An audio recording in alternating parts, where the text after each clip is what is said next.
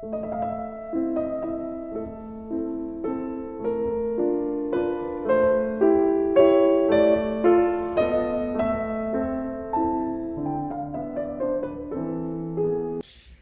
então, o nosso segundo encontro do estudo do nosso Evangelho segundo o Espiritismo. Como a Thaís falou, é muito importante nós estudarmos a codificação.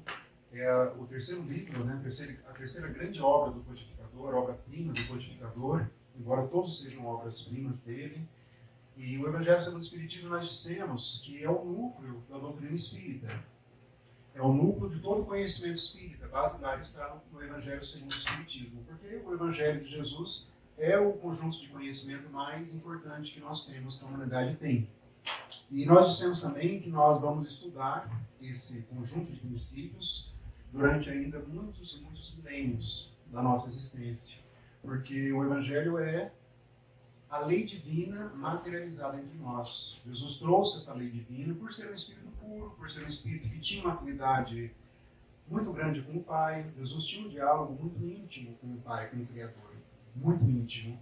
Então ele era um representante do Criador aqui, a ponto de algumas religiões confundirem a figura de Jesus com o próprio Criador, como se também fosse Deus, de tão grande que ele foi. Como diz Joana de Ângeles, foi tão grande Jesus que não coube na história, ele dividiu a história entre antes e depois, de tão grande que ele foi. Então Jesus trouxe essa lei divina. Muitos livros se propuseram a interpretar essa lei.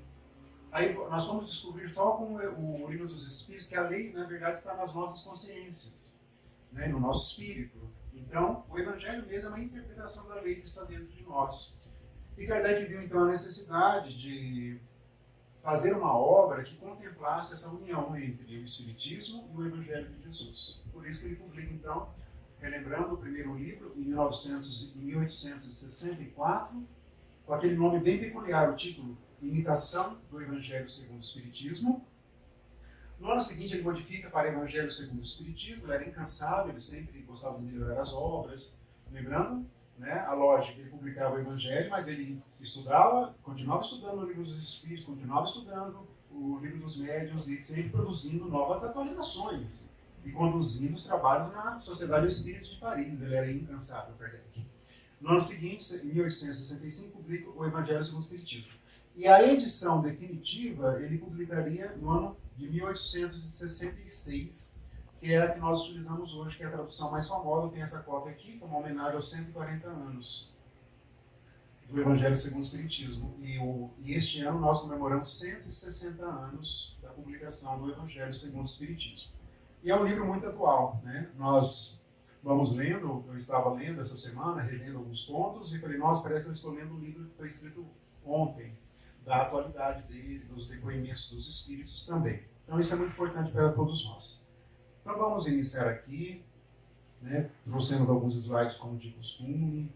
Lembrando que nós não temos tempo de ler as passagens evangélicas que que vão ilustrando as considerações de Allan Kardec e também as considerações dos espíritos. Nosso tempo é muito limitado, então eu vou me concentrar no ensinamento que abre cada capítulo.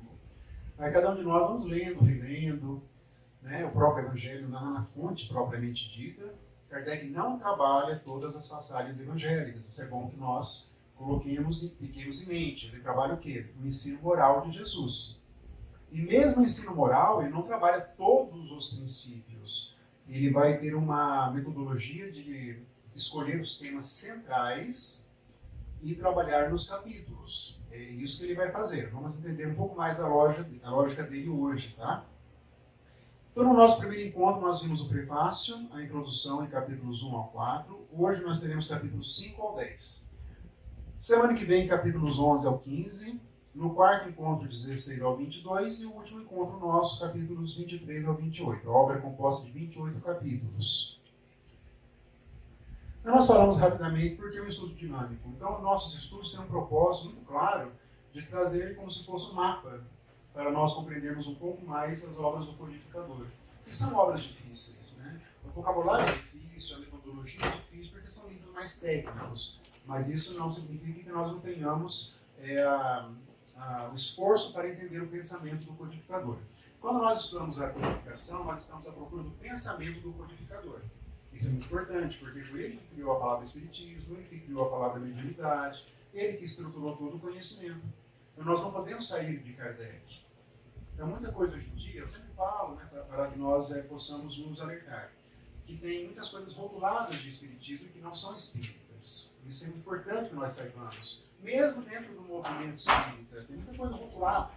Ou então compreensões, vamos dizer, que não é algo falso, mas é algo limitado.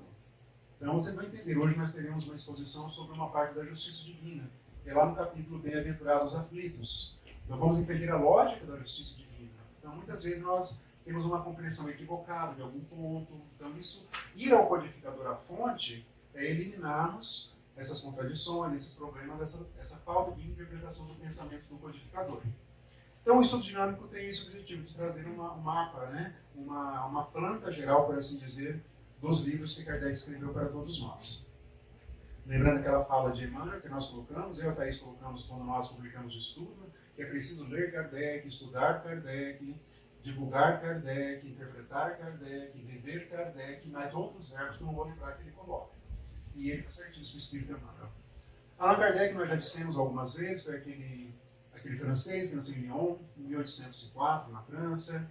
Ele estudou no Instituto de Verdun, na Suíça, e ele era muito gabaritado intelectualmente. Ele se envolveu com várias disciplinas, e ele é chamado de pedagogo por ter um conhecimento muito amplo. Foi escolhido um homem muito ponderado, muito equilibrado pela espiritualidade.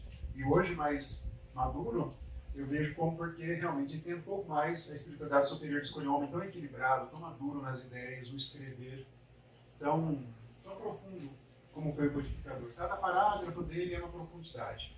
Isso é próprio de quem foi uma pessoa muito estudiosa, um homem um gabarito espiritual muito grande. Aí ele se mudou para Paris, logo no começo da vida adulta. Ele teve alguns empregos, deu aula também. Aí, depois, ele se casou com a Madame Gabrielle Goudet, que era formada em Belas Artes. E só depois dos 50 anos que ele se envolveria com os fenômenos espíritas, as mesas girantes. E aí ele tiraria um conjunto de conhecimentos que ele viu que não poderia ficar só com ele, porque era um conhecimento muito profundo. Ele saiu do campo da curiosidade de Kardec e levou esse conhecimento para todos os interessados. E esse conhecimento nós temos hoje, que chama-se Espiritismo, ou Doutrina dos Espíritos, ou Doutrina Espírita. Aí ele foi publicando os livros, né, na sequência. E ele vai dizer lá no livro Obras Póstumas, um texto dele que ele nunca imaginava que ia tomar um corpo de doutrina. Ele imaginou que ele ia publicar o livro dos Espíritos, lá com 500 e poucas questões, e ia parar por ali. Ele nunca imaginou que ia se engrandecer o estudo como se engrandeceu com as suas obras. Então esse Allan Kardec, né, o nome de batismo era Hippolyte Léon Denis Arquivaio, e depois ele é o pseudônimo que ele usou, Allan Kardec, de uma encarnação como druida, que ele teve na França um pouquinho antes de Cristo. Então ele usou esse nome Allan Kardec. O Espiritismo, nós sabemos, é difícil conceituar o Espiritismo em poucas palavras, mas ele tem um lado científico, um lado filosófico, um lado religioso. Quando nós falamos que o Espiritismo é científico, nós falamos, por exemplo, do estudo do perispírito, do estudo da mediunidade. Nós estamos estudando, né, um objeto, né, o perispírito, quais são as suas características, né, o que é o perispírito. Então, isso é o lado científico da doutrina. O lado filosófico é quando nós temos um conjunto de princípios morais, de premissas morais que vão impactando o comportamento nosso enquanto espíritos aqui encarnados. Esse é o lado filosófico da doutrina, forma um conjunto de conhecimentos ligado à moralidade. E o lado religioso é o lado que conecta tudo isso, ciência e filosofia, a Deus. O Espiritismo não é uma religião onde há sacerdotes, onde há roupas diferenciadas, onde há rituais, nada disso. Muitas pessoas demoram para compreender porque na ideia vulgar, religião exige sim uma estrutura hierárquica, exige figuras de autoridade. Nós não temos. Nós não temos isso, porque é uma doutrina de livre pensamento, a doutrina espírita. Cada um vai interpretar e vai propor para si. Tem grandes nomes, grandes figuras do movimento espírita. Espiritismo não é espiritismo, é uma doutrina, é uma filosofia, é uma religião enquanto conhecimento. Cada um de nós temos a liberdade de ler as obras de Kardec, interpretá-las para nós mesmos e praticá-las. Isso é a doutrina espírita propriamente dita. O movimento espírita é um conjunto de esforços humanos para difundir a obra do codificador. Isso é o movimento espírita. Resumidamente falando, é isso. Tem um livro, O que é o Espiritismo, de Allan Kardec também. E por que o Evangelho segundo o Espiritismo? Para unir o conhecimento espírita com o Evangelho. E essa é a motivação do Evangelho segundo o Espiritismo. Kardec já vinha anunciando no Livro dos Espíritos, os próprios espíritos superiores que ditaram as respostas para o Livro dos Espíritos, já vinha colocando Jesus como centro de interesse. Jesus era apresentado como centro de interesse, como a sua doutrina como sendo muito importante. Ele foi apresentado como modelo de comportamento lá na parte do estudo das leis divinas. Jesus sempre aparece ali no Livro dos Espíritos, sempre aparece. Mediunidade, no Livro dos Médiuns, sempre aparece o conhecimento evangélico. Os Espíritos falam de Jesus, sempre é um exemplo. Então, o aparato filosófico do Livro dos Espíritos está realmente no Evangelho de Jesus. Até o momento que chega o Evangelho segundo o Espiritismo, onde Kardec vai dizer que o Espiritismo é uma revelação de Deus à humanidade. Vai dizer que o Espiritismo é a chave para que nós compreendamos definitivamente o Evangelho, porque muitas passagens do Evangelho são incompreensíveis sem a ideia de reencarnação, sem a ideia de imortalidade. Então o Espiritismo é apresentado como uma revelação ao lado das outras duas anteriores, os 10 mandamentos, e ao lado do Evangelho de Jesus propriamente dito, e o Espiritismo como terceira grande revelação de Deus à humanidade. Todas elas circundam ali o Evangelho, que é o núcleo de tudo isso. É isso nós vimos no primeiro encontro, nós vimos aquele prefácio que é escrito pelo chamado Espírito de Verdade. Alguns falam que é Jesus, esse Espírito, outros falam que é um conjunto de Espíritos, não é uma personalidade só. Então, cada um dá uma denominação, não existe uma certeza absoluta. Mas algumas mensagens desse Espírito de Verdade lembram a fala de Jesus, né? Quando ele esteve conosco, em verdade vos digo. Então, se não for Jesus, aí a minha opinião própria, é algum realmente espírito amando de Jesus, ou um conjunto mesmo que vai nos conectando. E o Espírito de Verdade, Jesus faz a promessa, enviarei o Consolador, o Espírito de Verdade está na Bíblia, está no Evangelho. Isso. Então, o Espírito de Verdade é isso. E é lá, assim, nesse prefácio, que vai nos convocar à autorresponsabilidade, vai convocar os espíritas a realmente receber, vamos dizer, a palavra do alto e colocarmos para nós e difundi-la também. A introdução, Kardec vai dizer que o Evangelho tem 5 partes, a parte referente aos atos comuns da vida de Jesus, né? Aqueles atos que nós sabemos, que ele lá nas bodas de Canaã, ele transformou a água em vinho, a própria crucificação, os momentos que ele ia ali naquelas pequenas cidades, difundia aqueles atos da vida comum de Jesus. Isso é uma parte. A outra parte, os milagres, chamados milagres que Jesus fazia, curava as pessoas e foi rotulado de milagre. A outra parte, as previsões de Jesus para o futuro. Jesus previu a destruição de Israel, de Jerusalém, pelo Império Romano, e outras também previsões. Kardec trabalha, então, milagres e as previsões lá no livro Gênesis, os milagres e as predições segundo o Espiritismo. A quarta parte do Evangelho são as palavras que a Igreja Católica tomou para fundamentar a sua teologia. Por exemplo, o Espírito Santo, a Santíssima Trindade, são palavras que ela tomou que são imodificáveis. A Igreja não aceita, ou se ela modifica, demora muito tempo para modificar uma coisa ou outra da teologia da Igreja Católica. Então, seria uma outra parte. A quinta parte é o ensino moral. E é essa parte que Kardec trabalha. Primeiro que é a parte que, em relação à qual, vai dizer Kardec, que não há nenhuma divergência entre as religiões cristãs. Nós falamos isso. Podemos falar da parábola dos talentos aqui, nesse centro espírita, podemos falar numa igreja presbiteriana, podemos falar numa igreja católica, podemos falar numa igreja de Jesus Cristo dos Santos dos últimos dias, mormons. Todo mundo vai ter a mesma interpretação da parábola dos talentos, porque a parte moral está realmente, ela é o elemento de união entre todos os cristãos. Kardec vai dizer mais ou menos isso. Então, por isso que a opção dele foi pelo ensino moral. E é isso que ele trabalha nos capítulos do Evangelho segundo o Espiritismo. Nós vimos, então, não vim destruir a lei. Nós entendemos no primeiro encontro que a lei que Jesus se refere é a lei divina. Então, Moisés ele recebeu os 10 mandamentos e nos quais estava ali uma parte grande da lei divina. Mas ele escreveria outros livros, Êxodo, Levítico, Números, por exemplo, que o povo judeu adotou como sendo algo também imodificável, como sendo lei divina. E são, na verdade, leis para a sociedade judia da época. Jesus veio o quê? Então a sociedade judaica acabou avançando os séculos, né? Porque Moisés teria vivido em torno de 1400 anos antes de Cristo. Então são 14 séculos, né? Muita coisa. E ele teria então o quê? Sido o legislador do povo hebraico, povo hebreu, povo judaico. Ele foi o legislador. Só que se misturou muito, a ponto de misturar o que era divino do que era humano. Houve uma mistura muito grande. E nisso houve o quê? Uma leitura da sociedade da época que estava se divorciando dos princípios de Deus. Estevão vai falar muito isso no livro Paulo e Estevão. Esperavam o Messias para colocar as coisas no lugar, porque estava tendo uma deturpação dos princípios. Ele mesmo, quem leu vai lembrar, Estevão, quando ele chega, Estevão viveu 5 anos, foi crucificado 5 anos depois da crucificação de Jesus. E ele foi apedrejado. Mas ele chegou no templo, né, no templo de Jerusalém, né, o templo mais importante, e era muito opulento, no sentido de muitas riquezas, muitas estátuas, igual hoje alguns templos, né, que nós temos de outras religiões. Muito opulento, muita riqueza. Ele olhou aquilo e ficou chocado, porque lá na casa da mansão, na casa do caminho, onde ele morava com os apóstolos, era uma pobreza material realmente assim, e eram judeus, né? Lembrando que quem ia procurar ajuda lá eram judeus. E os judeus do templo, que eram os religiosos, estavam divorciados dos princípios puros. E ele ficou escandalizado, ele olhando aquilo lá, mas cadê a palavra divina? Onde está a palavra aqui dentro desse templo? Né?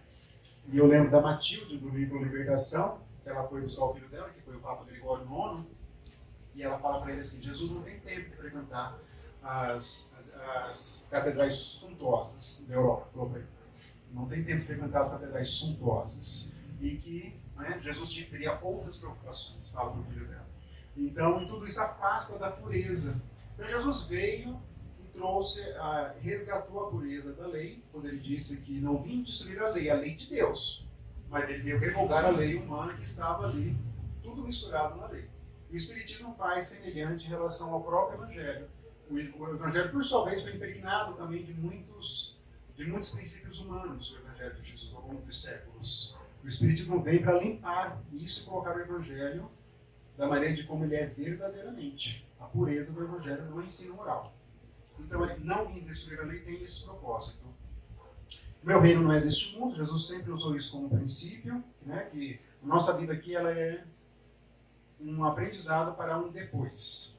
Há muitas moradas na casa de meu pai, aqui cuida da questão da reencarnação e da questão das várias regiões espirituais que nós temos, e também do nosso estado íntimo espiritual ditoso, feliz ou infeliz, que nós vamos construindo dentro de nós mesmos. E ninguém poderá ver o reino de Deus se não nascer de novo, é o princípio da reencarnação aqui, que Jesus também explica ao longo do seu evangelho de uma maneira muito sutil. Lembrando que Jesus falava para um povo muito simples, um povo que não tinha o conhecimento que nós temos hoje. Consequentemente, ele usou de uma linguagem alegórica, uma linguagem simbólica, uma linguagem da época. E em alguns momentos essa linguagem não foi compreendida. Então hoje, capítulos 5 ao 10, vamos avançando. Hoje nós temos aqui as bem-aventuranças. Olhem que interessante, né? Nós dissemos que o Evangelho de Jesus é o núcleo das 3 revelações. E o ensino moral de Jesus é o núcleo disso. Mas esse núcleo também tem um núcleo.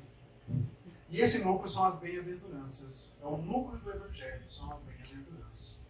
São essas bem-aventuranças que disse que quando Mahatma Gandhi teve acesso lá em Londres, quando ele foi estudar direito em Londres, saiu da Índia e foi para Londres, e ele ficou maravilhado de ter lido as bem-aventuranças. E ele falou assim que se todos os livros religiosos se perdessem no mundo, mas se restassem só as bem-aventuranças, seriam suficientes para guiar a humanidade. Mahatma Gandhi falou isso. E foram as mesmas bem-aventuranças que Estevão ficou encantado. Ele leu o Evangelho de Mateus, mas quando ele chegou nas bem-aventuranças, ele chorou. Porque as bem-aventuranças é um hino, né? É um hino de esperança para todos que sofrem. E de uma maneira ou de outra, todos nós sofremos um pouco em estar aqui na Terra. Então é um hino de esperança. Jesus realmente foi assim, né? Preciso nas bem-aventuranças. Então hoje nós vamos ver um pouquinho das bem-aventuranças à luz da doutrina espírita. Bem-aventurados aflitos, como assim, né? Eu polêmico uma mensagem que eu publico nas minhas redes sociais, mas eu não quero sofrer, a pessoa falou, eu quero ser feliz. Mas às vezes, né, para ser feliz como essa pessoa quer, deveria passar por um processo de sofrimento.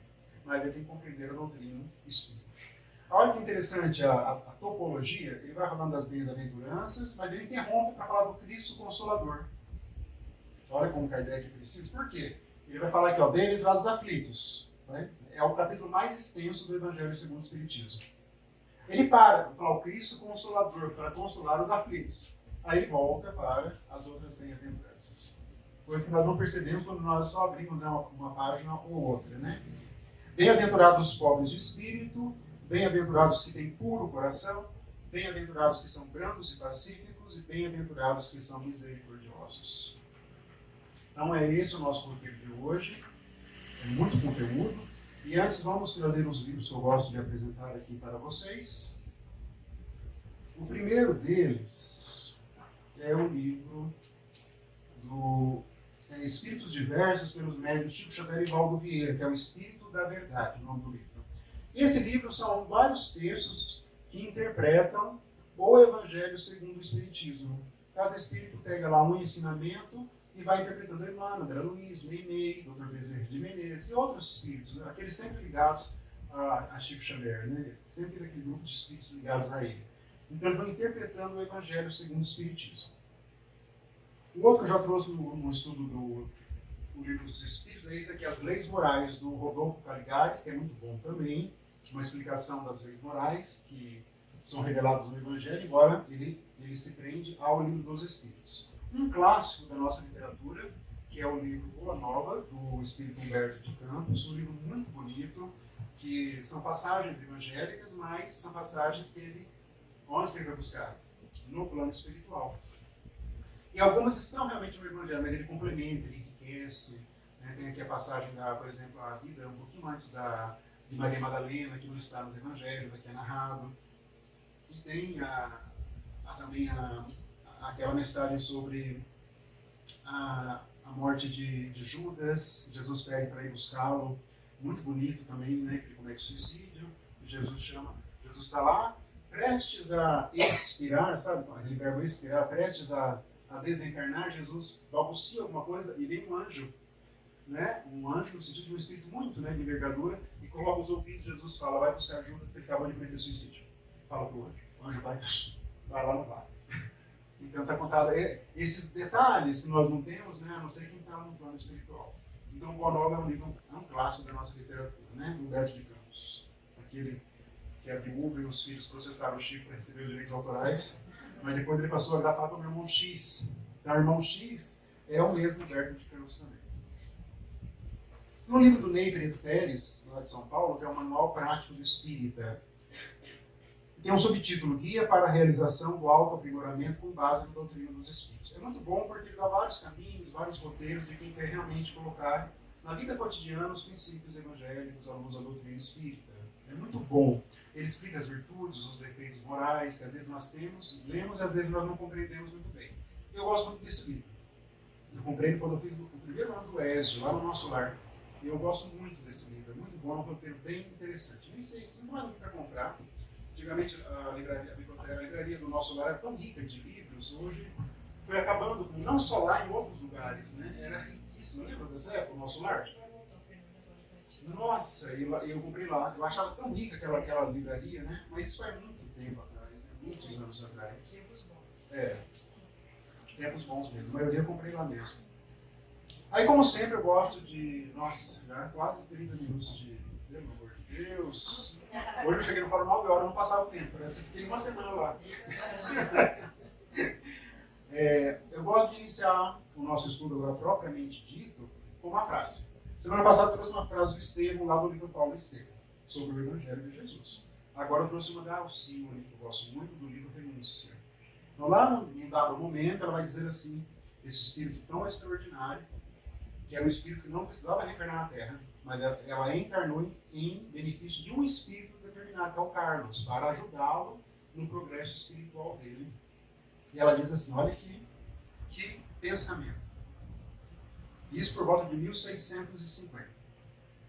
Chegamos à conclusão de que o Evangelho, em sua expressão total, é um vasto caminho ascensional, né? Para cima, cujo fim não poderemos atingir legitimamente sem conhecimento e aplicação de todos os detalhes.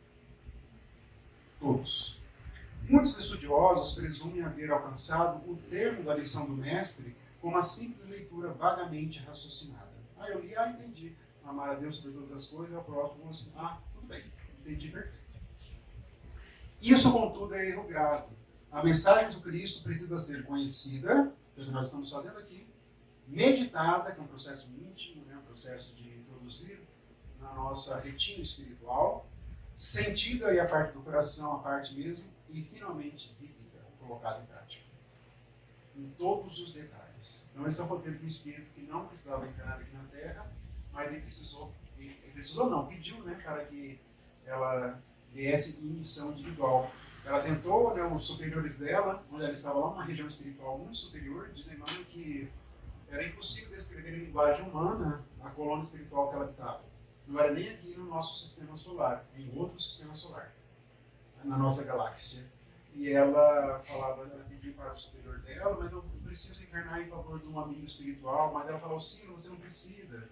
Daí você pode ajudá-lo por aqui. Daí ela fala assim, mas Jesus sentiu saudade de Lázaro. Por que eu não posso sentir saudade daqueles que eu amo? Ela fala assim. Jesus convocou, reconvocou a vida, Lázaro, entendeu? A profundidade. Aí ela foi autorizada, mesmo a contragosto do Espírito Superior a ela, e ela encarnou. Aí você tem que ler o livro, reler, porque eu gosto de ler assim, e cada vez que eu leio, eu fico assim, saturado mesmo com a luz da obra, que é uma obra monumental, o livro Renúncia, monumental. Agora sim, bem-aventurados aflitos. Quando nós falamos a palavra bem-aventurados, eu não sei o que vem à cabeça de vocês, mas bem-aventurados nada melhor do que felizes, pessoa feliz. Aquela pessoa, hoje nós não falamos mais, porque é uma linguagem antiga. Aquela pessoa é bem-aventurada, ninguém fala mais isso. Mas, para traduzir, igual a palavra bodas, as bodas de Canaã, ninguém fala bodas, é casamento. É o casamento de Canaã. Mas ficou uma linguagem antiga. Então, bem-aventurados é felizes, só isso. Felizes os aflitos. Mas como a pessoa é feliz sendo aflita? Parece algo contraditório. Mas tem uma compreensão, é isso que nós vamos fazer então. Então disse Jesus lá, aliás, Kardec, Justiça das aflições. Kardec vai usar então esse capítulo para expor muita coisa, muitos princípios da justiça divina. Isso é muito importante que nós aprendamos. E ele já explicou muito isso no livro dos Espíritos, no final, e depois ele iria explicar também o céu e o inferno, que foi a quarta obra dele, ou a justiça divina segundo o Espiritismo. É um assunto muito difícil, muito tormentoso, mas quando nós compreendemos minimamente esse tema, nós vamos compreender a vida de uma maneira muito mais profunda. A nossa vida, a nossa família, os entes queridos, muito mais profunda. Vamos entender os sofrimentos que nós estamos sujeitos, ou que nós já passamos, ou estamos passando. Vamos entender os sofrimentos alheios das outras pessoas, com muito mais tato espiritual. Então ele diz assim, por que sofrem uns mais do que os outros? Por que nascem uns na miséria e outros na opulência, na riqueza, sem coisa alguma haverem feito que justifique essas posições? Porque uns nada conseguem, ao passo que a outros tudo parece sorrir? Porque homens virtuosos sofrem ao lado dos maus que prosperam? Todo mundo se pergunta isso. Como que pode uma pessoa tão virtuosa, uma outra pessoa criminosa, viver no luxo? Como que pode isso? Como que pode pessoas nascerem com problemas gravíssimos, com limitações intelectuais, com limitações físicas gravíssimas, dentro da ideia de que existe um Deus justo? Como que pode uma criança nascer lá com vários problemas e não ter reencarnação? Não ter uma multiplicidade de vidas? Qual que é a justiça, qual que é a razão da divindade? Para quem acredita em Deus. Vamos explicar isso para um pai, uma mãe que nasce com uma criança com vários problemas dentro da ideia de um Deus justo. É isso que Kardec tenta responder então a partir de agora. Entretanto, desde que admita a existência de Deus, ninguém o pode conceber sem o infinito das perfeições. Se é soberanamente bom e justo, não pode agir caprichosamente, nem com parcialidade. Ele é imparcial, Deus. Ele vai agir de acordo com os nossos atos e com a lei dele. Então existem critérios que Deus vai aplicar para que nós nascemos com algumas limitações, com alguns problemas, ou durante a vida nós vamos tendo desafios, problemas. Vamos entender isso hoje.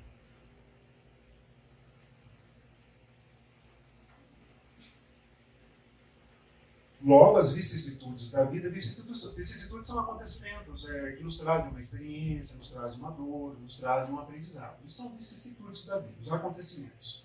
Logo, as vicissitudes da vida derivam de uma causa. E pois que Deus é justo, justa há de ser essa causa. Esses raciocínios lógicos de Kardec. Isso é o que cada um deve compenetrar, você deve entender isso. Claro que muitas vezes não teremos acesso exatamente ao motivo que provocou uma aflição. Mas nós podemos ter uma ideia de que isso está dentro de um roteiro da justiça divina. É isso que vai trazer para nós uma força moral para continuarmos aqui na vida, vai trazer uma esperança de um futuro melhor, vai trazer uma resignação, vai trazer um espírito de luta, no bom sentido, para nós progredirmos. Quando nós entendermos que Deus age dentro de critérios absolutamente justos. Então é muito bom nós nos compenetrarmos, diz Kardec, ou seja, colocarmos realmente na nossa espiritualidade essa questão da justiça divina, senão nós não vamos entender como que funciona a vida. Por meio dos ensinos de Jesus, Deus pôs os homens na direção dessa causa. Porque Jesus não falou tudo, falou por meio de algumas parábolas, alguns ensinamentos, usando figuras alegóricas. Mas Jesus colocou, Deus usou Jesus para nos colocar nessa causa.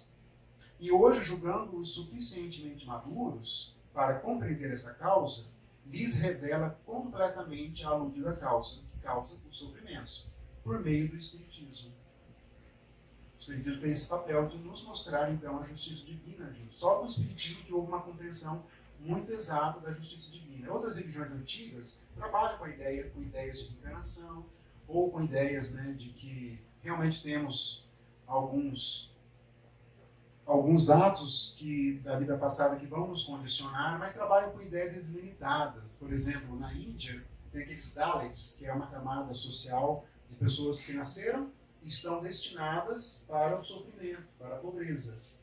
E eles acreditam, muitos, que não podem tocá-los, senão vão ser pessoas de má sorte, mas eles nasceram assim porque foi Deus que quis, não podemos alterar a situação deles. Então existe uma incompreensão do que realmente como o Espiritismo faculta a compreensão da lei divina. Então vamos entendendo, eu trouxe aqui os principais pensamentos do codificador. De duas espécies são as vicissitudes, os acontecimentos da vida, ou, se o preferirem, promano de duas fontes bem diferentes, que importa distinguir. Esse é o primeiro ponto que nós temos que memorizar aqui.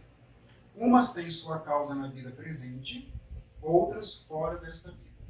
Então são de duas categorias os nossos sofrimentos, por assim dizer, os nossos aprendizados. Alguns se prendem ao passado espiritual, mas uma outra parte se prende ao nosso proceder da vida atual. Não tem nada a ver com outras encarnações. Tem a ver porque nós aqui não soubemos nos pautar por princípios éticos, não nos esforçamos para compreender algumas escolhas na vida, escolhemos caminhos equivocados, que não tem nada a ver com o nosso passado espiritual, e sim por falta de experiência, por falta de conhecimento. Mas vamos entender então como funcionam essas duas categorias, que é fundamental para entender a doutrina espírita. Remontando-se à origem dos males terrestres, reconhecer-se-á que muitos são consequência natural do caráter e do proceder dos que os suportam. A pessoa tem um caráter, às vezes, já voltado para o mal, um caráter que não é uma pessoa responsável. Então, é o proceder delas aqui atual. Não tem um vínculo direto com algum acontecimento. Existe um vínculo do passado no sentido de que a pessoa não é um espírito ainda muito elevado. Isso existe, mas não que ela tenha que ter feito aquilo para estar numa dada situação no presente.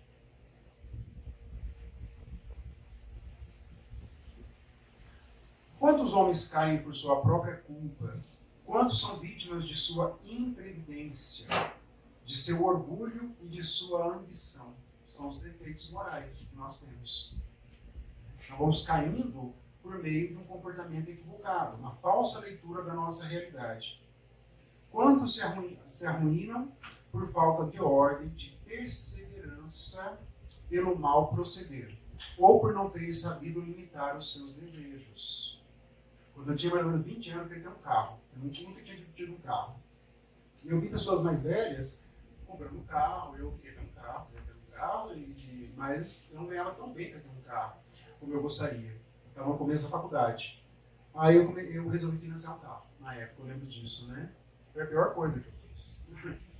Pior coisa que eu fiz, né? Alguns talvez já passaram, né, por situação. Pior coisa que eu fiz, entendeu? Porque eu adquiri uma dívida que consumiu boa parte do meu salário, que já não era tão grande, né? E acabei tendo dívida aí, né? IPVA, seguro, e depois tava dor de cabeça, foram 3 anos de dor de cabeça. Ah, porque eu fiz isso uma outra vida, agora vou ter que passar por isso? Não, é falta de imprevidência, falta de humildade, de aceitar aquelas circunstâncias de que naquele momento não era apropriado para comprar um carro. Poderia ter economizado mais 1 ano, 2 anos, ter deixado para depois comprar um carro. É um exemplo disso, é de pessoa previdente. Né? Não adianta nós nos igualarmos a algumas outras pessoas em questão de bens materiais. Esse é um dos maiores erros do ser humano. Né? Os maiores erros do ser humano. A pessoa tem uma casa, quero ter um apartamento, quero ter igual, porque pode, meu vizinho tem, minha irmã tem, meu irmão tem, eu quero ter. É o maior erro. Então é uma pessoa imprevidente, não tem nada a ver com vidas passadas. Existe ali um orgulho, uma vaidade, querer se equiparar com outras pessoas que estão numa situação financeira melhor. E esse é um exemplo que Kardec quer dizer isso. Eu sofri 3 anos pagando o carro, mas eu não precisava daquilo. Não havia necessidade daquilo. Lição. Né? Lição. Foi uma lição. Acabei aprendendo com a dor, literalmente. Por isso que aquele princípio que nós divulgamos, às vezes não é totalmente correto. Ah, tudo que a gente faz teve que passar por isso. Não é necessariamente correto. Se nós tivéssemos, então, um senso de interpretação dos fatos mais experientes, nós podemos evitar muitas coisas na vida e vamos evoluir também. Não precisamos evoluir só pela dor. Podemos evoluir no sentido de maturidade de interpretar os fatos da vida. Podemos evoluir dessa maneira. Entendeu? Mas aí veio a dor, daí sim vem as lições. Vem as lições no meio de um momento difícil. Né? Então é isso que Kardec quer deixar bem claro. Que muitos acontecimentos da vida não podemos atribuir às vidas passadas. É isso que ele quer deixar. O Espírito é muito lógico. Né? Muitas pessoas no nosso movimento espírita gostam de deixar isso tudo para isso aí é da vida passada. Isso não é bem assim. Temos que saber diferenciar. E isso requer um olhar, uma alta análise muito profunda de nós mesmos, de cada um de nós. Né? Hoje eu lido muito melhor com a questão do dinheiro, porque no passado eu não sabia lidar muito bem. Hoje eu lido muito melhor, já tem pessoas, mesmo jovens, já lidam melhor com o dinheiro. Meu irmão mais novo, ele lida melhor com o dinheiro. Já bem mais novo. Eu já demorei muito para saber lidar mais. É um exemplo de tudo que nós vamos aprendendo na vida. Isso em todos os setores, né? Quantas dissensões e funestas disputas se teriam evitado com um pouco de moderação e menos suscetibilidade? Suscetibilidade quando nós nos ofendemos por tudo. Às vezes a pessoa falou alguma coisa, um amigo, uma frase meio atravessado, nós pegamos como sendo atravessado, mas não era aquilo que a pessoa quis dizer. E se ela quis dizer, vamos perdoar, vamos renunciar para não ter, né, uma indisposição muito grande. Não que nós devemos passar a mão na cabeça, não é isso. Mas entender que a pessoa é passível de errar e vamos entender, não vamos ficar qualquer coisa para nos ofender. Né? Isso é ruim para o nosso progresso. E quantas doenças e enfermidades decorrem da intemperança e dos excessos de todo gênero. Nós sabemos disso, né? A alimentação nossa, hoje nós temos mais informações, mais regrada. Nós sabemos que alguns alimentos são alimentos mais prejudiciais, excesso de açúcar, por exemplo, excesso de gordura nos alimentos. Isso a ciência diz. Então vamos melhorar a nossa alimentação, vamos melhorar a nossa qualidade do nosso corpo material, né? Obedecendo à lei de conservação, por exemplo. Se nós tivermos muitos excessos, vamos padecer no futuro, né? O nosso corpo físico vai ficar um pouquinho debilitado e podemos perder alguns anos de progresso por falha. De Deus? Era para eu ter vivido só até os 60 anos. Não era. É para eu ter vivido mais se tivesse um olhar melhor para a sua saúde. É essa a proposta. Entendeu? Quando os Espíritos dizem lá no Livro dos Espíritos que nós temos realmente um planejamento para uma idade, né, um termo final da nossa existência, eles dizem quando a pessoa se conduziu dentro de princípios de equilíbrio. Nós podemos antecipar essa época se nós não tocarmos por equilíbrio. Ou podemos alongá-la se nós precisarmos também, se houver uma necessidade reencarnatória. Mas o objetivo que nós temos que prestar atenção é justamente isso. Muitos dos fatos que nós rotulamos de sofrimento, de aflições, de lições, agonias, Isso decorre do nosso proceder atual. É isso que Kardec quer deixar ali bem claro nesse capítulo, não atribuindo isso a outras vidas, a outras reencarnações.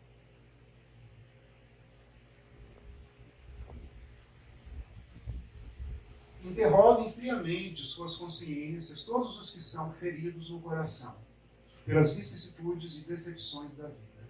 Remontem passo a passo a origem dos males que os torturam e verifiquem se, as mais das vezes, não poderão dizer: se eu houvesse feito ou deixado de fazer tal coisa, não estaria em semelhante condição. Olha que raciocínio, né? Se eu não tivesse comprado um carro, teria economizado mais, eu estaria numa condição muito limitada financeiramente durante 3 anos que eu fiquei pagando aquele carro, que era um Gol ainda, né? Era um Gol simples ainda, né? Naquela época lá. Então, mais ou menos isso, né? Isso em todos os setores da nossa vida, relacionamentos humanos, a parte financeira, né? A parte de familiar, relacionamento entre cônjuges. Então, tudo vai decorrendo, às vezes, de um mau proceder da nossa vida. Por isso que o Espiritismo é um convite a uma mudança comportamental, uma reforma evangélica no nosso interior. A quem, então, há de o homem responsabilizar por todas essas aflições, senão a si mesmo? O homem as evitará quando trabalhar por se melhorar moralmente, tanto quanto intelectualmente. Nós evoluímos por essas duas asas. A asa da parte moral, vamos modificando o nosso íntimo, nos tornando pessoas melhores, mais pacientes, mais amorosas, com uma capacidade de perdoar o próximo mais significativa. Nos tornando pessoas mais pacientes, mais benevolentes. Isso é uma reforma moral profunda. E isso é um processo. E mais intelectualmente. Vamos lendo, vamos nos instruindo. Não vamos só nos conduzindo pelo que as pessoas dizem. Nós temos que tomar as rédeas da nossa vida intelectual. Nós temos que ler todos os assuntos, nos instruirmos adequadamente. Não podemos ser levados pela manada, por assim dizer. Então isso é importante para todos nós, né? E esse trabalho, né, de autorresponsabilizar é um trabalho muito profundo de autoconhecimento que nós fazemos. É um autoconhecimento muito, muito profundo. Muito profundo. Então, e isso é muito benéfico.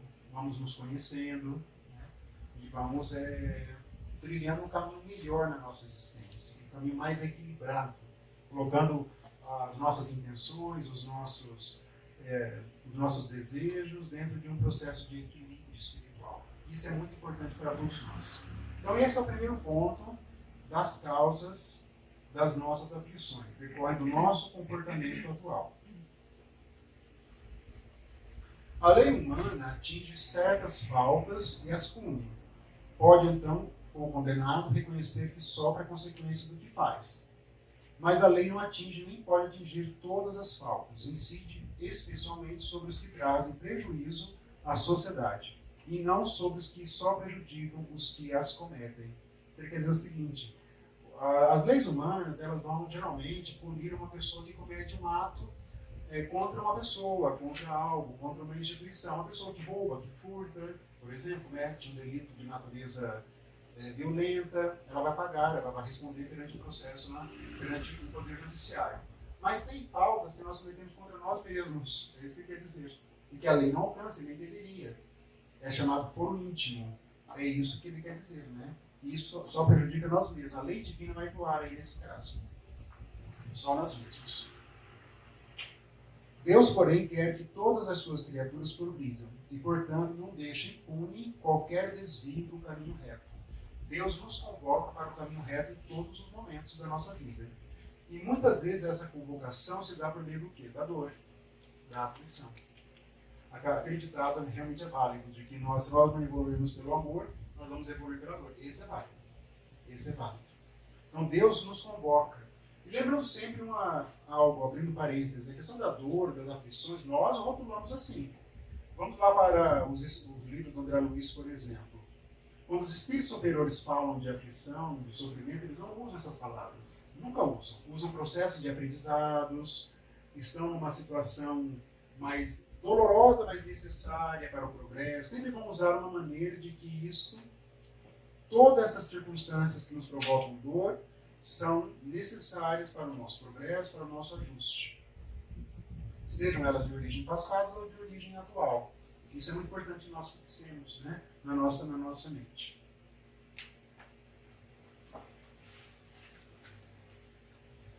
Não há falta alguma, olha esse princípio do Espiritismo. Por mais leve que seja, nenhuma infração da sua lei, da lei de Deus, que não acarrete forçosas e inevitáveis consequências, mais ou menos deploráveis. Todos os nossos pensamentos, palavras e atos que conduzem a uma violação à lei divina vão provocar uma resposta de Deus. Às vezes nós espíritas, que já alcançamos um grau de compreensão da lei divina, às vezes ainda distante da prática, mas já temos uma compreensão interessante da lei divina. Quando nós pensamos mal de alguém, imediatamente nós vamos repelir esse pensamento, mas nós temos uma ideia de remorso logo na sequência. A lei divina atuando já na nossa consciência. Isso aí. E se a pessoa não chegou a tanto, ainda não compreendeu ainda alguns princípios da doutrina. Mas todos os atos ficam, então, subordinados à justiça de Deus. Isso é inevitável. Daí se segue que nas pequenas coisas, como nas grandes, o homem é sempre punido por aquilo em que pecou, né? Naquele que ele transgrediu. Os sofrimentos que decorrem do pecado, da transgressão à lei divina, são uma advertência de que procedeu mal, dão-lhe experiência, fazem-lhe sentir a diferença existente entre o bem e o mal, e a necessidade de se melhorar, para de futuro evitar o que lhe originou uma fonte de amargura. Então é um processo puro de aprendizado. Se eu estou no grau de sofrimento, dentro de um processo de autoanálise, eu vou entender que aquilo eu não deveria ter feito, mas já que eu fiz, não vou repetir isso no futuro. É assim que nós vamos amadurecendo. É um grande processo de maturidade. E isso também se dá o nome de evolução. Nós vamos progredindo e vamos alcançar uma posição melhor quando nós retornarmos ao plano espiritual. Isso é fato.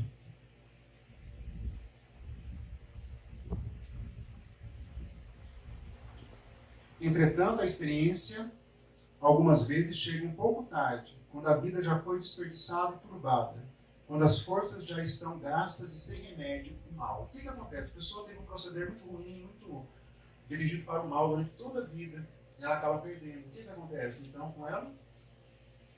Uma próxima vida, uma próxima encarnação. É isso que acontece. Né?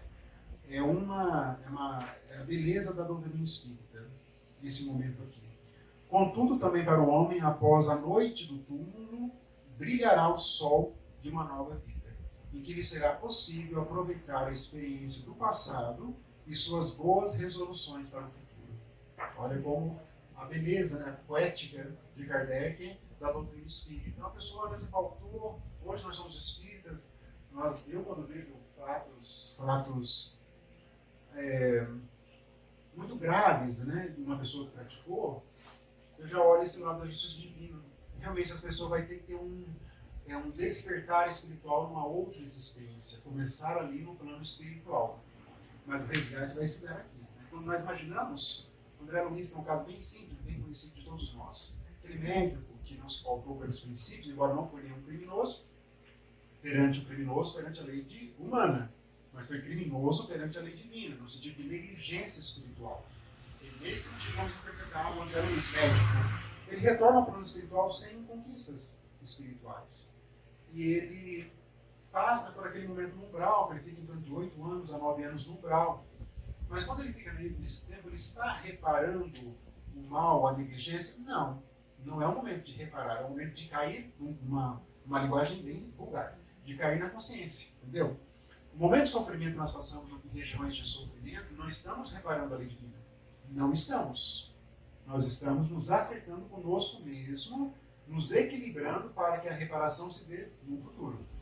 É o caso dos suicidas. Vamos agora para o Memórias de um Suicida.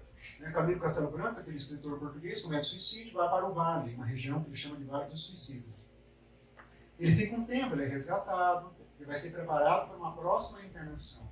Mas todo esse período que ele ficou lá na região do sofrimento, quando ele foi resgatado, que quando ele estudou, ele aprendeu, esse período é contado como reparação? Não. É um aprendizado. A reparação se dá quando ele encarna. Na nova vida. Muitos espíritos vão falar isso, né? Eles vão lavar, eles usam muito isso, os espíritos, lá na obra do André Luiz. vão lavar a consciência no solo terrestre. Eles usam muito essa expressão.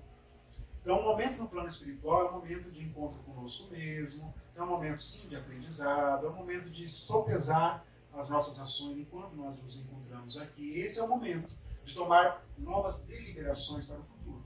Mas o resgate, a reparação vai se dar quando nós nos encontrarmos aqui encarnados. Não há outra maneira. Naquele livro, o Ação e Reação, salvo engano, uma história bem discreta no livro, mas de dois espíritos que estavam planejando subirem para uma colônia superior ao nosso lar. E não conseguiram subir. Mas eles ficaram, mas como assim? Já tinham feito todo um roteiro espiritual que os dignificava subir a outra colônia. Aí fizeram aquele trabalho de regressão, por assim dizer, descobriram que eles tinham um pequeno fato de uma existência passada, na Idade Média, que eles jogavam pessoas de um castelo para matar as pessoas, né? O prisioneiro de guerra, salvo engano. Isso não tinha sido reparado. E eram espíritos benevolentes, altamente capacitados. O que aconteceu? Qual foi a saída para que eles realmente pudessem ir para outra colônia? Qual foi a saída? Reencarnar. É na Terra. Não adianta. É na Terra. Essa é a lógica. E mesmo espíritos altamente gabaritados. Altamente. Eles tiveram outras reencarnações. Olha como é complexo o nosso processo de purificação, por assim dizer. Isso, na Idade Média, lá vamos dizer 1300, por exemplo, né, 1400, já estão lá no século XX. Aí, já passaram mais de 500 anos, tiveram outras reencarnações, outras vidas, mas ainda aquele fato, né, não tinha sido ainda reparado pela justiça divina. Olha como é interessante. Pois é. Sim. Ele vai reencarnar e vai passar por uma situação semelhante ou semelhante? Semelhante, depende, não foi explicado muito no livro, mas não que eles seriam jogados, por assim dizer. Mas terão, assim, uma maneira de resgatar. Mas, como eles têm méritos, né, então não vai dizer exatamente o que vai acontecer, mas vai ter que acontecer. Vai ter que acontecer. Alguma coisa próxima disso, ou ajudar pessoas, ou voltarem como médicos, um trabalho no bem. Aí existem inúmeras. É tão complexa a justiça divina, porque esses princípios eles são genéricos. Mas nós somos seres, cada um de nós estamos num patamar evolutivo de conhecimento. Então, a justiça divina ela age individualmente em relação a cada um de nós. Isso é muito profundo. É muito profundo. Mas age sempre. Exatamente, sempre. Uma pessoa que já se dá conta, né? Por exemplo, um caso bem extremo. Outro exemplo da Aldondra Luiz, né, daquela mulher que era uma profissional da obstetrícia, que apareceu lá na colônia pedindo para ter ingresso. Né? Teria matado mais de 40 crianças. E ela não se arrependia, mesmo estando numa região do lado umbral, lembrando que a colônia geograficamente fica no umbral. Ela não está numa zona superior à colônia espiritual, o nosso lar. E ela fica nos portões, lembram disso? André Luiz não tem a visão espiritual apurada e não vê os pontos escuros que representam as mortes. E o outro espírito vê e fica assustado. E a chama de vampiro. Essa é um vampiro. Usa esse nome. E ele vai dizer, mas a senhora não pode entrar, que eu estou vendo que a senhora participou da morte de algumas crianças. Ela fala, demônio, quem é você para me julgar? Eu sempre agindo bem. Sou uma pessoa boa. E ainda diverte o espírito.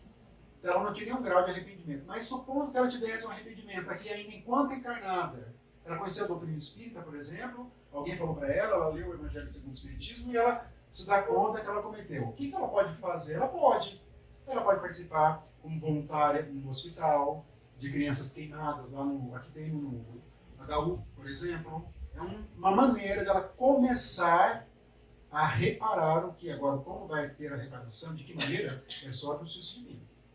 Entendeu? Que vai estabelecer junto com os espíritos prepostos, né, no plano espiritual.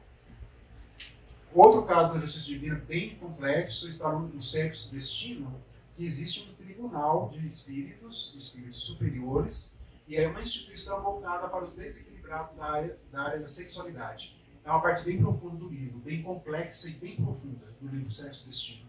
E lá existem julgamentos mesmo, mas julgamentos entendidos no sentido de quais serão as novas oportunidades dadas para aqueles espíritos. E eles têm porcentagens. Eu não vou lembrar, só vou dar um exemplo para nós, né? 20 retorna e vai fracassar gritantemente. 40% volta sem nenhum critério de evolução. E menos de 5% que volta com alguma conquista espiritual. Mesmo os que foram preparados. Sofreram, passaram pela região do sofrimento, foram resgatados. Foram para a colônia, para o instituto, preparam, reencarnam. Não tem nenhuma evolução, retornam de novo. Olha como é difícil o processo de evolução. Por isso que eu gosto de fixar isso nas palestras e nos cursos, a ideia de esforço. Se nós não nos esforçarmos mesmo, nós não teremos grandes progressos. Vamos voltar com situações de sofrimento, situações de aflições, sensação de perda do tempo. Então isso é muito importante para nós. A coleção do André Luiz é muito vasta de exemplos, né, de todos os sentidos. Muito vasta, muito vasta. E é na próxima reencarnação, então, que haverá então, esse resgate. Agora as causas anteriores. Né? Então nós falamos aqui que muitos dos nossos problemas decorrem de causas atuais, de um mau proceder, uma falta de interpretação correta dos fatos, ou pelo nosso orgulho, pela nossa ambição atual. Mas existe um grupo de circunstâncias realmente que, se nós pesquisarmos, pensarmos, nós não vamos encontrar na atual existência. Porque nós não fizemos nada para ter uma ou outra circunstância, não houve nenhum fato. Analisando a nossa vida friamente. Cada um faz essa autoanálise, que é muito difícil. Mas se há males nesta vida, cuja causa primária é o homem, outros há também, aos quais, pelo menos na aparência, ele é completamente estranho. E que parece atingi-lo como por fatalidade, algo que deva acontecer. Né? E como que isso? De onde que origina isso? Como nós vamos compreender isso sem a doutrina espírita? Eu não consigo. Sem a doutrina espírita, eu não conseguiria compreender.